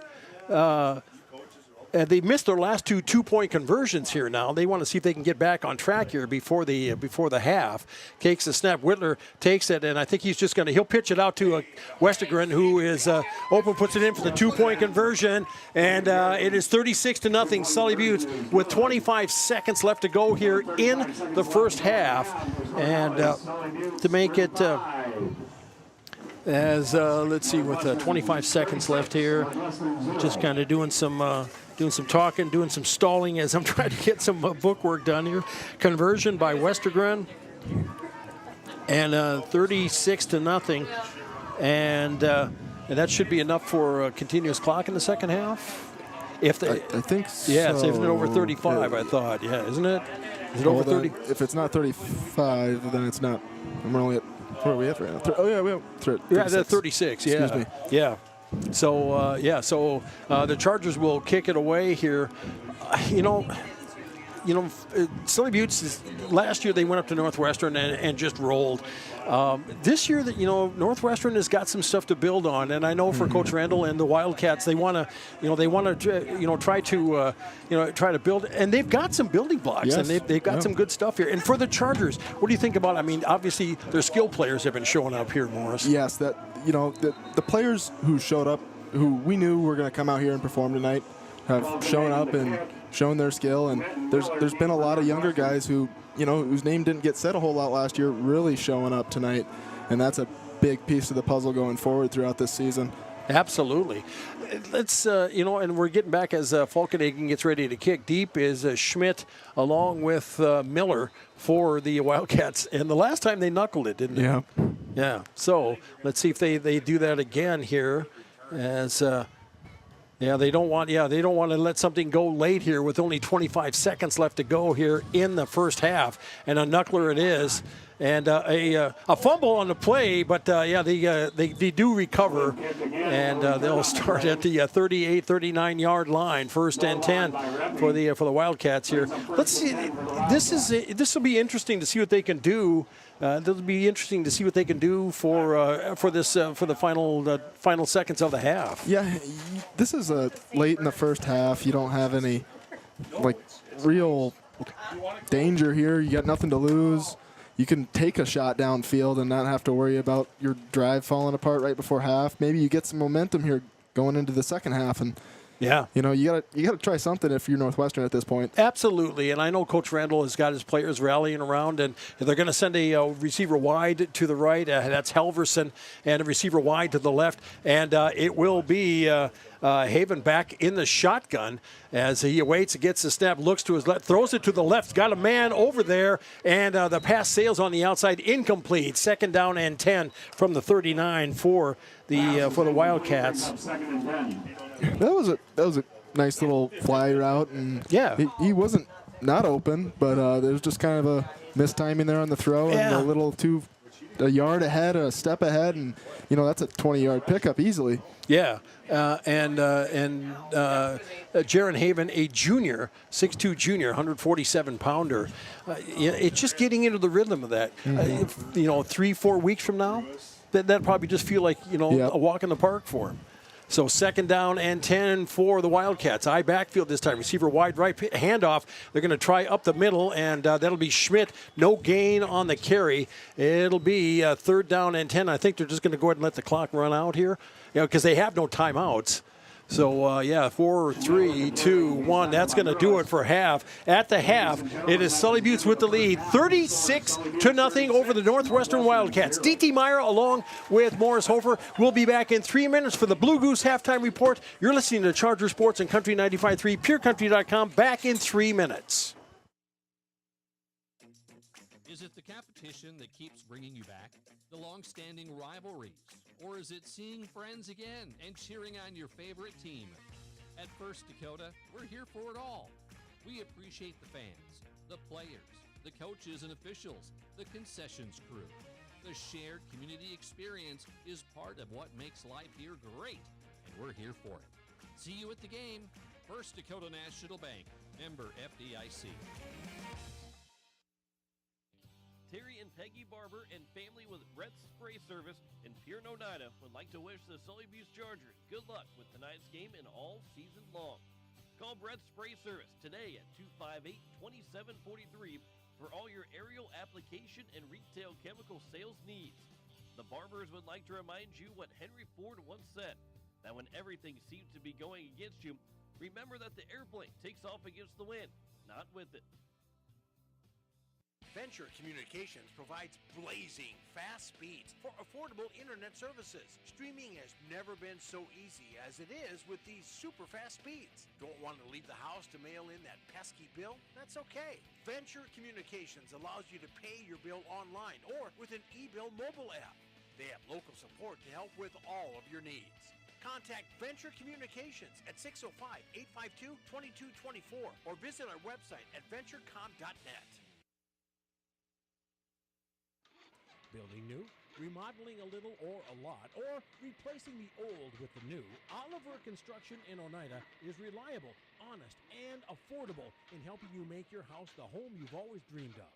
Large or small, inside or out, give Oliver Construction a call at 295-2289 for all of your home construction and remodeling needs. Oliver Construction, 295-2289. Score big on your next vehicle purchase with Lamb Motor Company in Oneida and Gettysburg, Lamb Chevrolet and Implement in Oneida, and Lamb Auto Sales in Pierre. Check out their large selection of new and pre-owned cars, trucks, and SUVs at any one of their locations, or go online to lambmotor.com. That's LAMBMOTOR.com.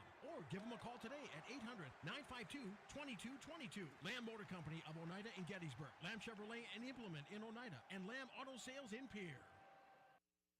Whitler Seed Farm, already known for high-quality certified seed wheat, and now they're your Beck Hybrids dealer. Jesse and Sherry Whitler and family are proud supporters of students and athletes of Sully Buttes and wish them all the best this season. Whitler Seed Farm is the industry leader in variety, selection, seed treatments, and their loading is second to none. Visit whitlerseedfarm.com or give Jesse a call at 605-280-0152.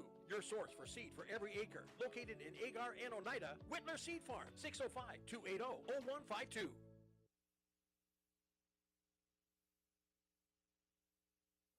Okay, welcome back, everybody. Hi, DT Meyer, along with you. Great to have you on board. And yeah, let's see what we've got going on here. It is at the half, and the Chargers with the lead, 36-0. Let's run down some scoring for you. Chargers got the opening kick, started at the 35, and it finished with a Wesley Whitler 2-yard run at 10:03 of the first quarter to make it 6-0. 2-point conversion by Bretton Barber, 8-0. The Wildcats get the ball punted away. Chargers get it on the 46, give it up on downs. The Wildcats get it on the 15. Third play in, they fumble, and Cooper Falkenhagen recovered. Chargers get it on the 22, and a Westergren 16-yard run with 19 seconds to go in the first quarter, making it 14-0. 2-point conversion by Wesley Whitler. That was an interesting one as he fumbled it, picked it up, and then double dribble actually, and got it into the end zone on the left side. The Wildcats get the ball, fumble it away, and the Chargers get it on the 46, and it was from the 46 to close out the first and get into the second quarter, and it was a pass from Whitler to Yackley, a 23-yarder down the sidelines. Man, I don't know how he kept in bounds, but it's 22-0 at the point. Conversion failed at 10:46 of the second. Wildcats get the ball punted away, and then the Chargers get it on the 25, and a Wesley Whitler 75-yard run. Man, that thing, it was a thing of beauty. He just glided down the far sideline, 75 yards to go in at 28-0 at 7:02 of the second quarter. Conversion no good, and the score remained 28-0. Wildcats get the ball at the 35, and they have to punt it away, and the Chargers get it on the 36, and the Chargers do a nice job picking up a first down. They get a pass in. They passed with Whitler, just used the time in the backfield as he found Colson right by the flag, and he hit him, and Gavin caught it. 34-0 at the 25-second mark. 2-point conversion by Westergren to make it 36-0, and that's where we are at the half. Yeah, the score has been all Sully Buttes. How about the stats? We'll see those. We'll hear about those when we come back here in 3 minutes. You're listening to Charger Sports and Country 95.3, PureCountry.com. Back after this 3-minute timeout. supports Sully Butte Sports and its athletes. Eric's Custom Repair is your trusted mechanic located in Agar. Stop into the gas and convenience store to fuel up and fill up too. Eric's Custom Repair. That's me, that's you right there. Okay, I'll be right back. Okay. Schedule an appointment. 605-258-2137. That's 605-258-2137 for Eric's Custom Repair of Agar. Go get it, Chargers. Air Incorporated is your locally owned ag, chemical, and seed retailer. Air Incorporated offers reliable ground and aerial application for the latest in seed and chemical pricing. Contact Kyle at 605-280-8710. Tony at 605-280-4771. Air for all your ag, chemical, and seed needs. Kyle 605-280-8710 or Tony 605-280-4771. Lake and Elk Construction Incorporated is your one-stop shop for grain handling on the farm or commercial. From repairs to complete new build projects, we've got the expertise to take on the toughest jobs. We're a proud authorized Sukup dealer ready to meet all your grain bin needs with quality products and dependable service. Call Todd today at 605-295-0011 for quality work backed by a crew you can trust. From Todd, Gary, Legina, and the entire Lake and Elk Construction crew, good luck Chargers on a winning season. Barber Farm Service Incorporated and Barber Chemical wishes good luck to the Sully Butte Chargers. Growers, call Ken or Jack for all of your planting and harvesting solutions at 258-2708. That's 258-2708. Barber Farm Services and Barber Chemical, located under the White Water Tower, 2 miles south of Oneida. They know that hard work does pay off. Go Sully Butte Chargers from all of us at Barber Farm Service and Barber Chemical.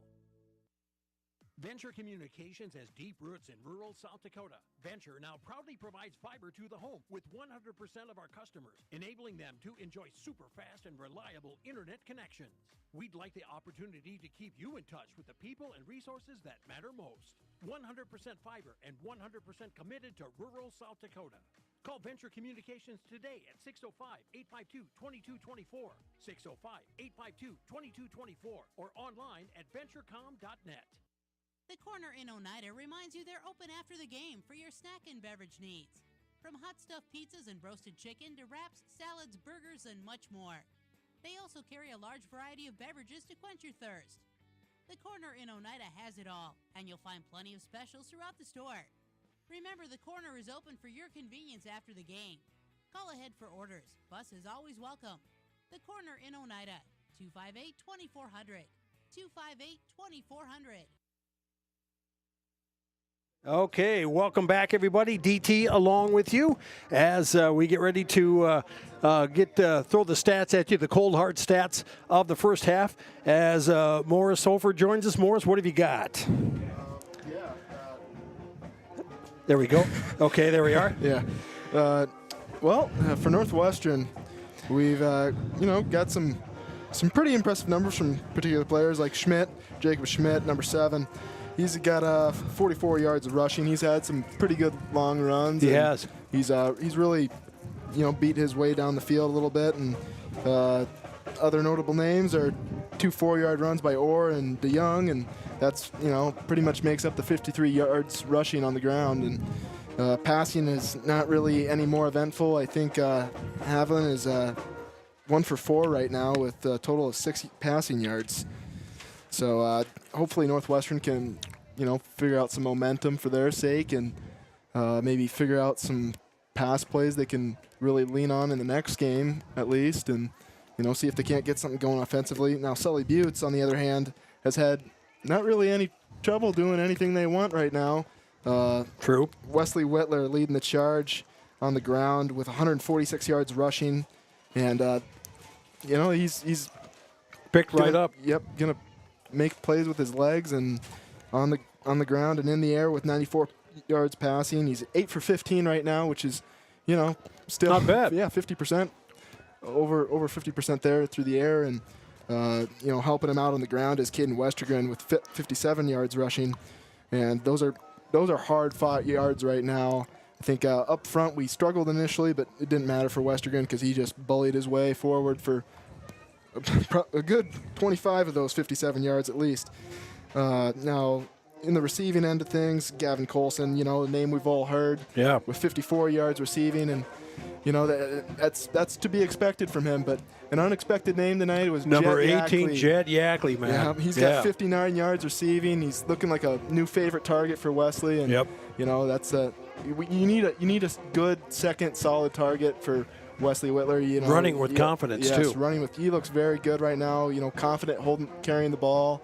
You know, making guys miss, and this is exactly what, you know, Sully Buttes needs right now is multiple weapons, and you know they're starting to show their faces a little bit, you know, and it's what you like to see. Yeah, absolutely. So it's been an interesting first half. Chargers up front 36-0. We'll have continuous clock when we come back as the Wildcats will open up with the ball on the Chargers kickoff. By the way, hey, be responsible going to the game and driving home. Please obey the speed limits in towns and in highways. Drive alive. This message from the Sully County Sheriff's Office and Sully County Sheriff Bill Stahl welcoming you to the 2025 season of Charger Sports here on Country 95.3, PureCountry.com. Great to have you along for it. Thank you to all of our sponsors, by the way. After the game tonight for the post-game show, we have the Colson Farms Unsung Hero Award and also the Yackley Ranches Playa of the Game. We'll have that for you, and hope you'll be able to stick around and join us throughout that, however long it takes here, because the Wildcats, you know, they could come back out here. We'll take a look and see what they might be able to do coming up here. We'll take a 3-minute timeout. Come on back. You're listening to Charger Sports and Country 95.3, PureCountry.com. Back in 3 minutes.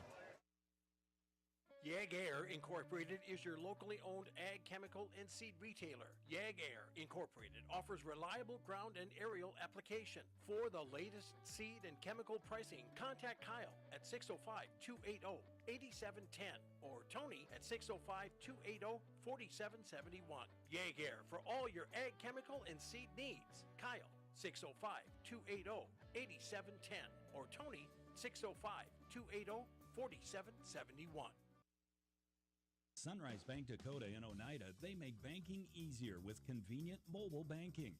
Enjoy on-the-go, secure access to your account balances, recent account activity, and check images, as well as the ability to transfer funds and make mobile deposits. Visit mysunrisebank.com today or download the mobile banking app. Sunrise Bank Dakota is a proud sponsor of Sully Buttes athletics and activities and wish the Chargers good luck in today's game. Sunrise Bank Dakota in Oneida, member FDIC. Before or after the game, get together with friends at the Blue Goose in Oneida. The Blue Goose has a relaxing atmosphere, and it's a great place to talk about the game. Not only that, but you can see info and pictures of past teams and players. It's history with the focus on the future. Be sure to kick back with friends and coworkers at the one spot that has it all. The Blue Goose in downtown Oneida. Proud to be a supporter of Sully Buttes Sports. Okay, there we go, and we are back. DT along with you. Okay, as far as the Chargers are concerned, yes, they had a lot of stuff go their way, and they're still kind of learning a little bit here. How about as far as Northwestern? I mean, from what you've seen so far, you know, this is coming from a program that's been on the skids for a few years here now. But Coach Randall has some players stepping up. Mm-hmm. There's a lot of potential there for them.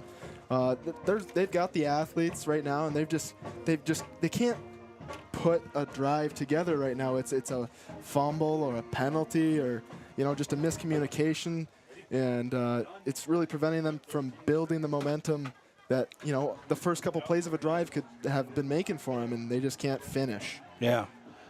So there's that as far as the Chargers are concerned.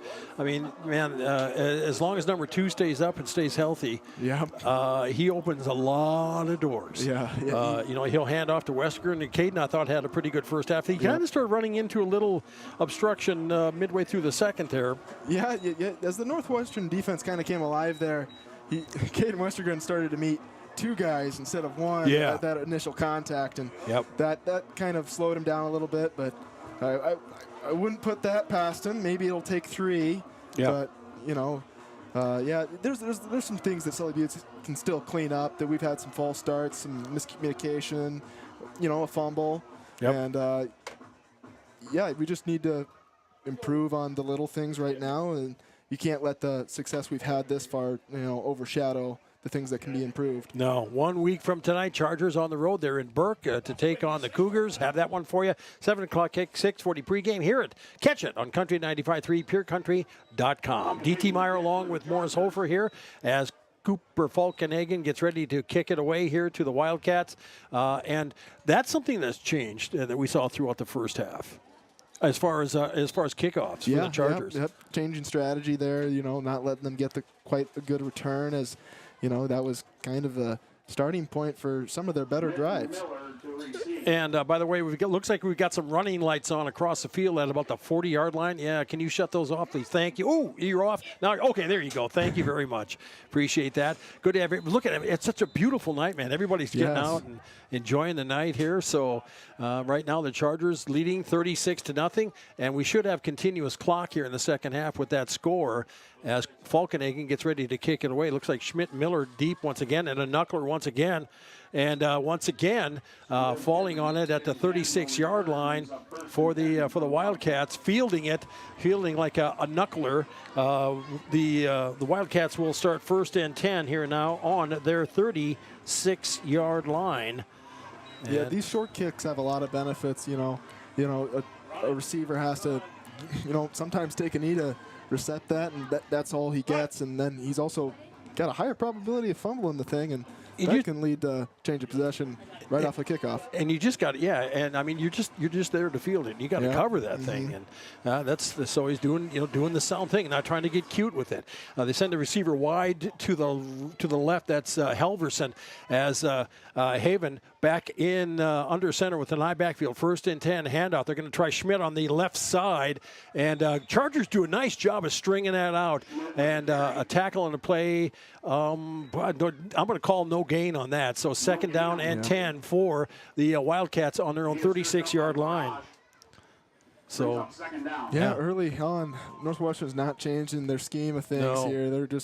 They're trying that run on the 1st down, and let's see if they get a little more creative here on 2nd down, but kind of doubt it. Defensively for the Chargers, I mean, they've had to, they've been putting in, they've got new players up there, and they're asking them to stand up here. So far, so good. Yeah.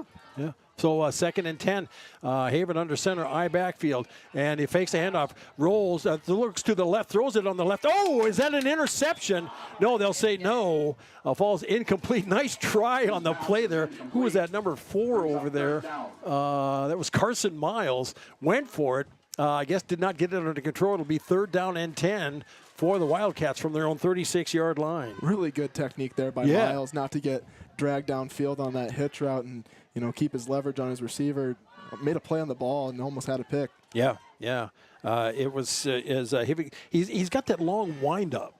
For that throw, and so the Wildcats here now 3rd down and 10 from their own 36 as Haven under center, eye backfield, receiver wide to the right. Oh, we got some movement here.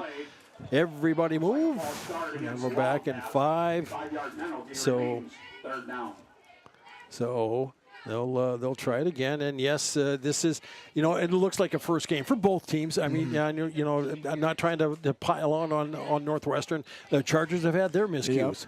It's just the first game, nerves and miscommunication. You've only had 2 weeks of practice at this point, maybe. And things are not going to be as polished as they will be later in the season. Yep. Wide to the right. That is number 10, Halverson, coming on this side. He's got a receiver wide to the left as well. Back in the shotgun now is Haven as he awaits the snap. Gets it, looks to his right, throws it in the middle, throws it. Oh, wow. Juggling it was Halverson, and it falls incomplete. And it'll be 4th down and 15 here now. Man, he had that, and I got to be honest with you. I thought when he pushed it up, I thought they had a chance for a pick. Yeah, I'm surprised with how well the Sully Butte's corners are playing right now. Coverage, they haven't seen very many passes, and it's been 2 really close contested balls right now. Yeah, Satter getting ready to punt. He's had some practice, and he pushes the ones I've seen. He pushes a lot of them to the left side. Let's see here now. He is a right-footed kicker. Gets the snap and gets it underway. And over on the left side, it goes out of bounds. So the Chargers don't have an opportunity to return. Let's see where they mark it. on the far side. Looks like they're marking it at about the 42-yard line. The Sully Buttes 42-yard line. So Chargers will start their first and 10. Are we gonna start seeing some substitutions in the second half? Yeah, I would like to see it at least. Some younger guys getting some plays here in the second half, getting some more experience. Maybe later in the season, we're not so scared to put them in. Wow! They got them all the way up to the 48. Okay. Wow, that was Shank City as the Chargers first and 10 in Wildcat territory. Breaking through is Westergren into the secondary, and boom, as he goes 52. He brings it up. He brings it up from the 48 to the 29-yard line. So a 19-yard pickup, first and 10 here, and the dump truck delivers once again. Wow. Yep. He's just a load to bring down. Yeah, he is. And clock ticking, 7:20 to go in the third quarter. Sully Buttes with the lead, 36-0. D.T. Meyer along with you as along with Morris Hofer, two receivers wide to the left. Whitler back in the shotgun as he has been all game. And he has a receiver wide to the right. Are they going to...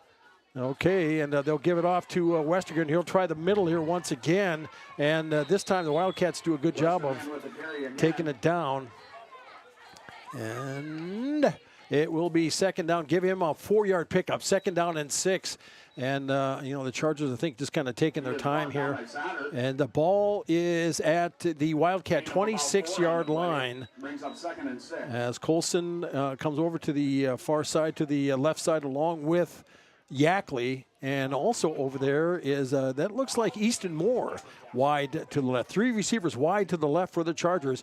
Westergren in the backfield. Whitler in the shotgun on second down and 6. In motion is Moore across the formation to the right side. Pitch back to Westergren, trying to get around outside. And man, the Wildcats do a great job responding. And they take him down. They put 1, 2, 3, 4 bodies on him, and he'll pick up. Give him 3. And we've got a player down here.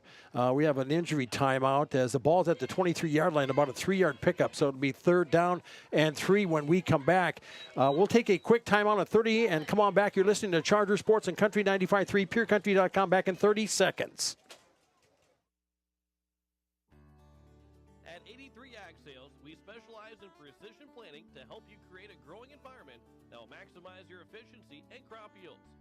We're committed to helping you improve your planting and production with the best technology available. Located in Oneida, 83 Ag Sales, here to make the most of your growing season. Call us at 605-222-5385. We can help you choose the right components for your equipment and your operation. Welcome back, everybody, and we do have a player down on the field, a Northwestern Wildcat, and he's being tended to on the field at about the 23-yard line or so, and hopefully the young man is okay. And I don't know if cramping's going to play a factor this time. You know what it always does this time of year, Morris. I don't know if that's the case or not. Hydrated enough. Yeah. Well, that's true. So hopefully he'll be able to spring back up and get okay here. The teams are checking him out here, and we'll check out what's ahead on the schedule here for you coming up here in the next couple of weeks. The Charger football team will be in Burke taking on the Cougars, and there we go, young man. There you go, number 84 for the Wildcats. And, that is, looks like, I think that is Vetter. Now, check that. And he's coming off here, favoring his left leg. So they're going to help him off. And hopefully it's just a cramp, and hopefully he'll be able to get back and be okay. The football team next week in Burke. Following that is their bye week. They get an early bye week. And then they go to Tulare to take on Hitchcock Tulare. Always a tough one. Always a solid program. Oh, yes. Absolutely. They've had a lot of success, especially the last 5 years or so. Yep, they've really came into their own as a program. Yeah. Here we are back to the action now. Third down and 3 for the Chargers from the Wildcat 23-yard line. In motion is Moore from right to left. Whitler takes a snap, pitches back to Westergren, trying to get around on the left side. Nice tackle, an open field tackle by the Wildcats, and it's going to throw him back. He might even I don't know if, they'll say he may even lost a yard. So it'll be 4th down and 4, and obviously 4-down territory. Yeah. So the Chargers will be going for it here. And 4th and 4 from the Wildcat 23-yard line, I guess. So we'll see what they do. They have 3 receivers wide to the right, and they're going to send Colson. Actually, they're going to send Colson and Breton Barber over to the left side, and they'll leave Yackley over on the right side. As you trying to move in over here? Oh, that's no problem. As Whitler back in the shotgun, 4th down and 4. As he'll take the snap, he'll roll to his right, throwing a flat catch. Oh, man, right in the hands. Breton Barber just lost that. So the ball will go over on downs. Had him wide open, had a chance for a first down, but it falls incomplete. Yeah, Barber just turning his head too quickly before he secured the ball, looking upfield. He was running before he had the ball? Yep. Okay, so there you have it. The ball goes over on downs, and the Wildcats, they hold, and the clock at 4:30 and counting here in the third quarter. It is Sully Buttes 36, Northwestern nothing. Opening night here of the 2025 football season for the Chargers, the defending Class B 9B state champions. And the Wildcats here, looking for anything to get going. They come out in that I backfield with the receiver wide to the right. Haven under center, junior quarterback, takes the snap, turns, hands off, up the middle. Good tackle right at the line of scrimmage. And pushed all the way down the field there. A guy finishing number 44 for the Wildcats, finishing up the play. So it'll be second down and about 8. A 2-yard pickup on the play is what they'll give him. So second down and 8. As the Wildcats sending wide to the right. That is Halverson. Haven under center, I backfield on second down. Gets the snap. Turns, hands off, and trying to get away at the middle. A lot of contact in the middle of the field here, and that'll be maybe about a yard or 2 pickup. They're going to give him to the 25. It'll be 3rd down and 6 for the Wildcats now from their own 27-yard line. Yeah, Charger, defensive line just making a mess up there. No open holes. That running back's just got to put his head there and lean. Yeah. The Wildcats had the size advantage going into this one. You figured, okay, this is what they're going to do. They're going to push. And do you think, are you seeing fresh bodies out there, Morris? I haven't seen too much rotating, not like we did last year up front. I've seen, maybe 1 or 2 substitutions here and there, but it's pretty consistently the same 3 guys up there, just different positions on the opposite sides or however they want to do it. Weinheimer's having a good night at nose tackle on the line. And we have a timeout on the field. The Wildcats are going to take a timeout. We're going to be back in 60. You're listening to Sully Butte Sports on Country 95.3, PureCountry.com. Back in 1 minute. AGE Corporation's contractors and crane service are proud supporters of Sully Butte Sports. For almost 60 years, AGE has been building South Dakota. For all your site work, construction, and crane work needs this season, AGE is here to help. Give them a call. AGE Corporation and Crane Service, 223-2732. That number again, 223-2732. AGE, proud to support local sports. At AgTegra, we're leveraging the power of the cooperative to benefit our farmers and ranchers, their families, and local communities. We're creating jobs for your neighbors and putting money back into our communities. We're lending a hand in our rural fire departments, food banks, and 4-H and FFA programs. That's what local is all about. When you do business at AgTegra, you help us make a difference in your community. AgTegra, strong, stable, dependable, and local. And welcome back. D.T. Meyer along with Morris Hofer as the Sully Butte Chargers with the lead. Now 36-0. And the Wildcats looking at a 3rd down and 6 from their own 28-yard line. Now let's send the receiver wide to the left this time. Haven will get under center with an I backfield on 3rd down. And the Wildcats snap. and turn. He'll roll to his left. He's got some pressure coming his way. And, oh, my goodness, Cooper Falkenhagen, a huge sack, pushing him all the way back to about the inside the 10-yard line. Oh, my goodness. That's, it's all, it'll be fourth down and forever here. It's all the way back to the 8-yard line. Cooper Falkenhagen, man, he just looked like he was shot out of a cannon and just went down. And Haven was trying anything, trying left, trying right. It's just no escaping. Yeah, so, Cooper Falkenhagen's a force to be reckoned with on the D-line. And this is an uncomfortable punt for the punter right now, backed up against your own end zone. Yep, yeah, and so far they've had good snaps, and he's been kicking everything moving to the left. Let's see if he straightens it out here on this. High snap, pulls it down, kicks it away, and this one's going to stay in the field of play.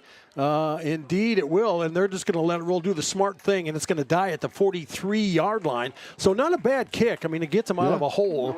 So it'll be 1st and 10 for the Chargers on the Wildcat 43-yard line as they do kick it away here now. And with that exchange, the clock still keeps ticking, right? Yeah, so let's see, $1:10 to go in the third quarter. Chargers, they send 2 receivers wide to the left and 1 wide to the right. As, once again, Whitler back in the shotgun.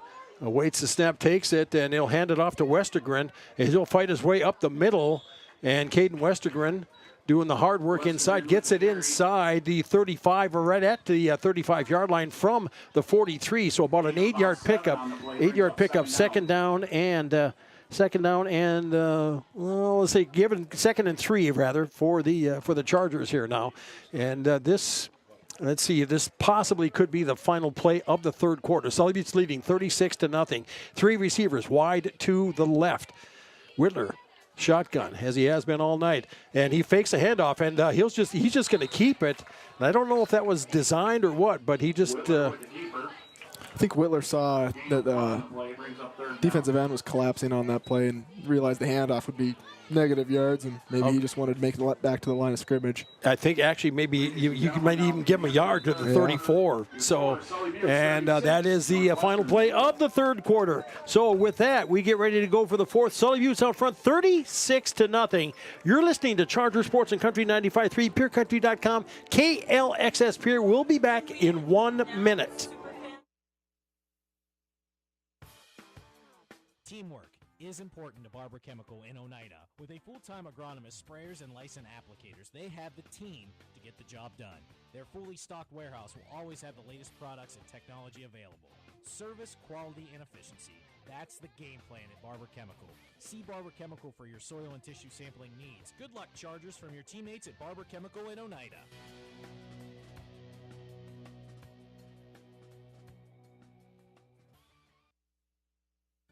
At Ringneck Energy, our mission is to produce renewable energy that adds value to grain and livestock production, enhances the income of our investor partners, and provide a safe, rewarding work environment. Ringneck Energy, located at 901 Redwood Avenue in Oneida. Call 605-945-6900 and check out our website, www.ringneckenergy.com. Ringneck Energy in Oneida, creating economic opportunities in our community. All right, welcome back, everybody. DT along with you, along with Morris Hofer, as we get ready to start the fourth quarter. Chargers leading 36-0. No scoring in here, but the continuous clock keeps things going here, right? Mm-hmm. And, the Wildcats just didn't have a lot of success here that second. I don't know if they're getting tired or... Yeah, I imagine both teams are. Yeah, but both teams are kind of slowing down here as conditioning catches up with you. Yeah, 3rd down and 3 for the Chargers now. They're at the Wildcat, 38-yard line. High snap. Whitler pulls it down, gets it to Barber, and I think Bretton Barber, did he catch it? Barber is complete. And he catches it, but he might be marked short of first down. He is. That's like a 2-yard pickup, so it'll be 4th down and 1 here now for the Chargers. And I think in a lot of ways for Breton, I mean, this is he's getting a chance to get out on that field. Mm-hmm. This is, was that a confidence builder? Yeah, a little bit, but I think the bigger point of that was to get the first down, and he ran his route a little too short. You didn't want to get to the sticks, and yes, granted you're on the opposite side of the field of the sticks, you don't really know where that's at. But yep. Yeah, so and he came up about a yard short on 4th down. Ritter throws it in the flat. Oh, man, he tried Breton again, and he missed it. And the ball will go over on downs. It'll be 1st and 10 for the Wildcats now at about their own 35-yard line.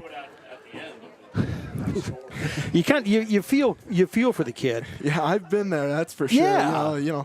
You know what that's like. If you've played enough sports in your life, you know what that feels like. And I've completely forgotten about all the times I stunk it up.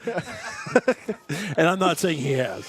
Oh, yeah. Kid's one of the hardest hitters I've seen. Oh, yes. That's for sure. Yeah. So he'll have his chance. He'll have his time just to get the yips out of the way.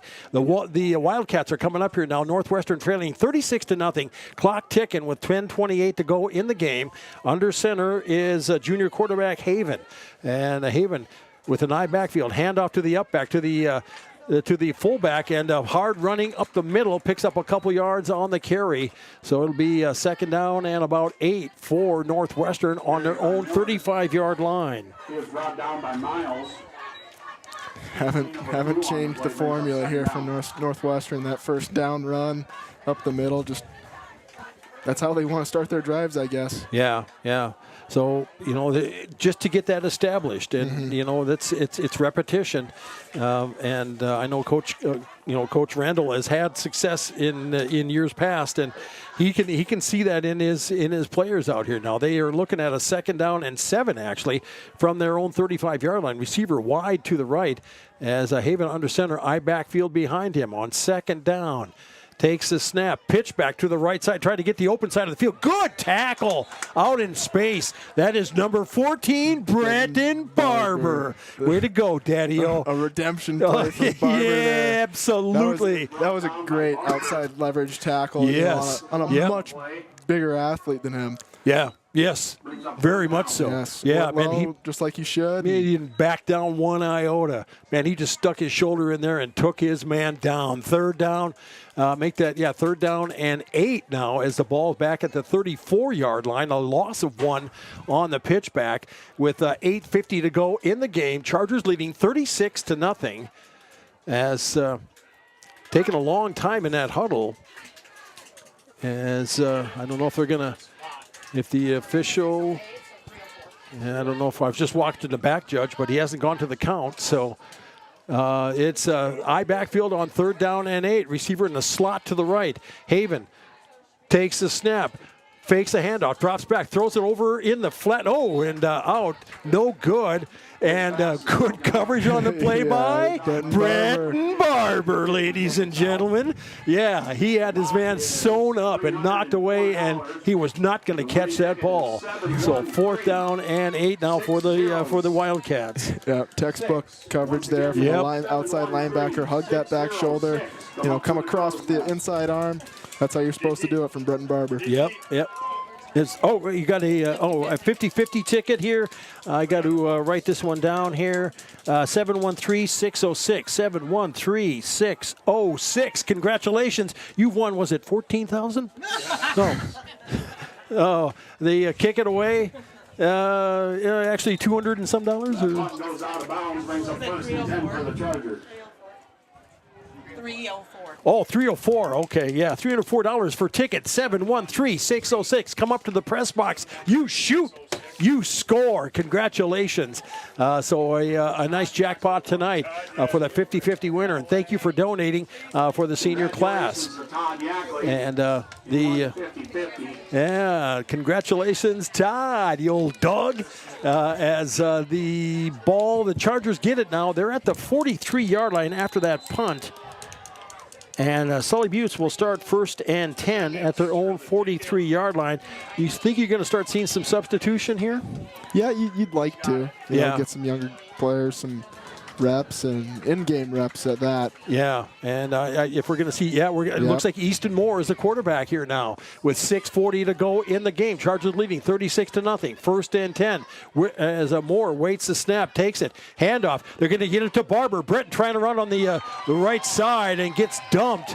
and tackle on the play by Schmidt, and he'll get taken down for a loss on the play, and back to the 40-yard line. So it'll be second down and 13 for the Chargers now. So, A couple senior girls will be bringing your $300 to you. yeah, congratulations, Todd, and thank you for contributing, everyone. And by the way, thanks to the chamber for that feed, that pregame feed. Oh, yeah. Thank you very much for doing that and coming out here. Man, they had good turnout for that tonight. Yeah, so second and 13 as Moore back in the shotgun. He's getting his back Barber behind him on the left side. Man in motion on the far side. Moore takes the snap, rolls, throws it in the flat. Catch made out there as fighting his way forward. That's number 15. I believe that's Hudson Barber. That is Hudson. He makes the catch as he gets it up to the 49-yard line. Wow, a nice pickup. Give him about 11. Give him 10 on the completion. So it'll be third down and 3 here for the Chargers. They're on their own 49-yard line. Nice play. Solid decision making there from Moore there at his first rep throwing the ball here in the game. Yeah. So he has 3 receivers wide to the right, and we have the Wildcats are going to take it. The Wildcats are going to take a timeout. We'll take a 30 and come on back, maybe check some scores. That sounds like a great idea. You're listening to Charger Sports on Country 95.3, PeerCountry.com. Back in 30 seconds. Koenig of Oneida, Pierre, and Winter has provided our services to growers of South Dakota for over 50 years. We focus on providing our customers with the products, services, and attention to detail that each farmer needs to succeed. For your individual needs of custom spraying, liquid or dry fertilizer, chemical, soil sampling, seed sales, and treating, stop in and see us at Koenig with offices located in Oneida, Pierre, and Winter. And we are back, and as the Wildcats called a timeout here, just checking on some scores. Morris, what are you seeing out there? You know, in 9B, it's a lot of one-sided battles I'm seeing right now. Del Rapids St. Mary, 58-6 over Oldham Rama Rutland and Oldham Ramona Rutland. Okay, yeah, yep, that's a mouthful. Okay, Corsica Stickney, 24-6 over Hitchcock Tulare. Really? Yeah. That's a game Corsica Stickney's solid. And what do you got? Del Rapids St. Mary's, you have 68-6. Yep. Oh, okay. Oh, 58-6. Okay. Yeah, there we go. And then Avon, 38-0 over Coleman Egan. Yeah. So there you have it. Yeah, some score updates as we're back in action here on third down and 3 for the Chargers as Moore looks. Oh, and that falls incomplete. Had a man. He was going for Jet Yackley, and who's had a really good night. That was just a little behind him. It'll be fourth down and 3 here now. So you expect him to punt here? Oh, maybe. Okay, incompletion stops the clock at 4:56 to go of the fourth quarter. Well, we have a player down. Yeah. Sorry, I missed that. We have a player down here for the Wildcats. And another ankle. We have a young man here getting his left ankle taken care of. And maybe a cramp? That could be. That's number 20. That's Miller, I believe, Talon Miller. Yeah. I'm sorry, Eli Miller. As he'll come off the field. I think he came off under his own power. So maybe just a cramp here. So as we will let's see, they'll wind that clock here now. As 3 receivers will go wide to the right here now. As Moore will be back in the shotgun on fourth down and 3. The ball's on the Charger 49-yard line. He awaits the snap.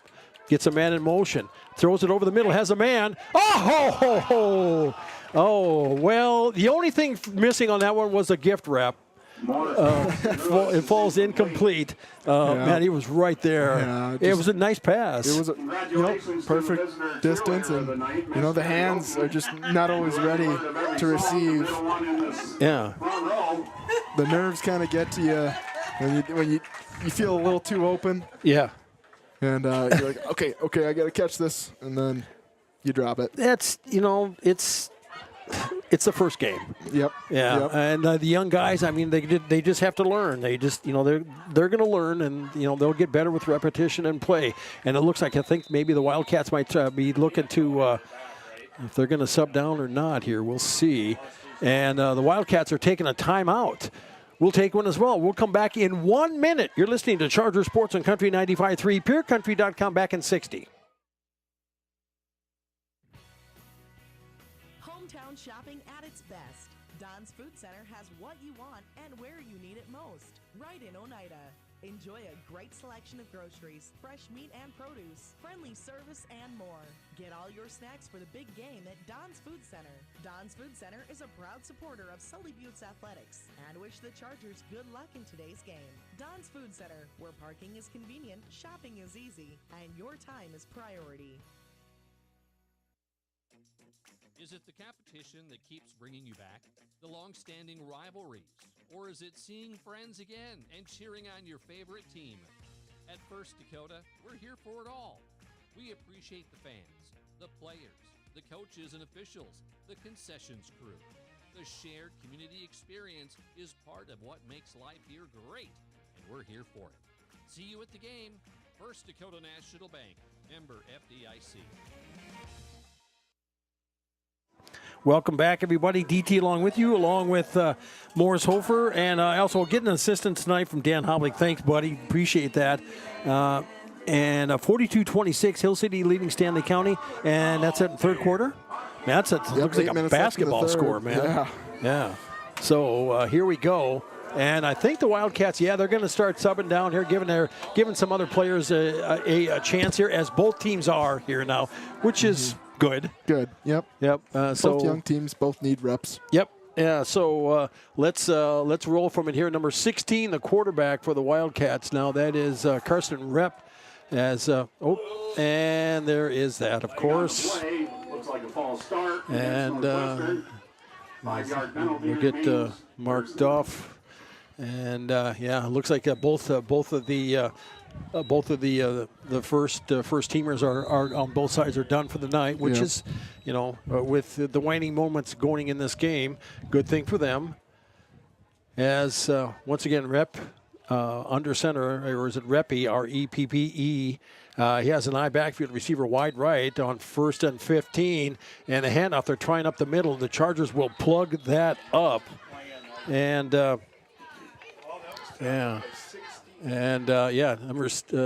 he's coming over on the sidelines here, getting the play. Tackle's made by Heath. And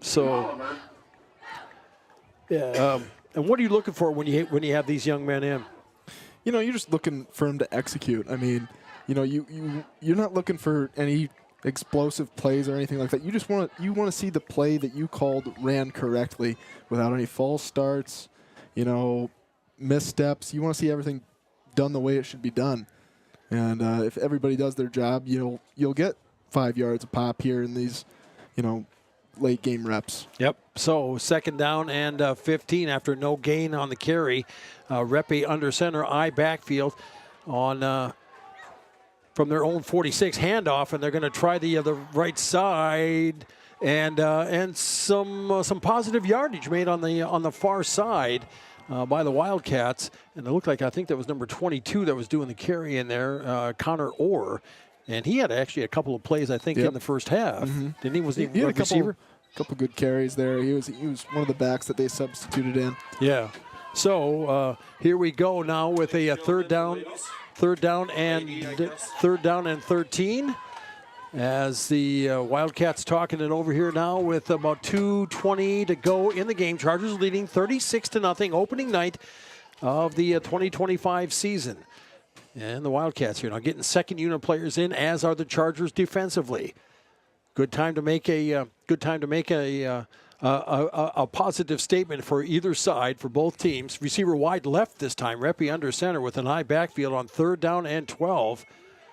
And there'll be a pitch back trying the other side, or they're going to get, nice tackle on the play. Number 60, who is number 16 that came in and did that? That is that Jace Heath. Jace Heath, nice job, man. Ready to get in there and wrap it up and finish it. So there'll be a 4th down and 12 here now for the Wildcats, as they'll get ready to punt it away. I believe Satter's going to do the punting. Chargers don't have anybody back. Now they're going to send somebody back, and it looks like number 30 That is, the amazing Carson Mercer, ladies and gentlemen. This is his big moment. What is going to happen? What is going to go on as he awaits this punt? Everybody in the stadium is waiting. Oh, here it comes. He's just waiting for the snap. Waiting for the snap, and gets a high snap, steps in and boots it, and Carson, nice catch at the 20, at the 25, and he gets dumped at the 30-yard line. One of the best returns I've seen tonight, ladies and gentlemen. That young man just made a statement out on that field. There you go, Mom.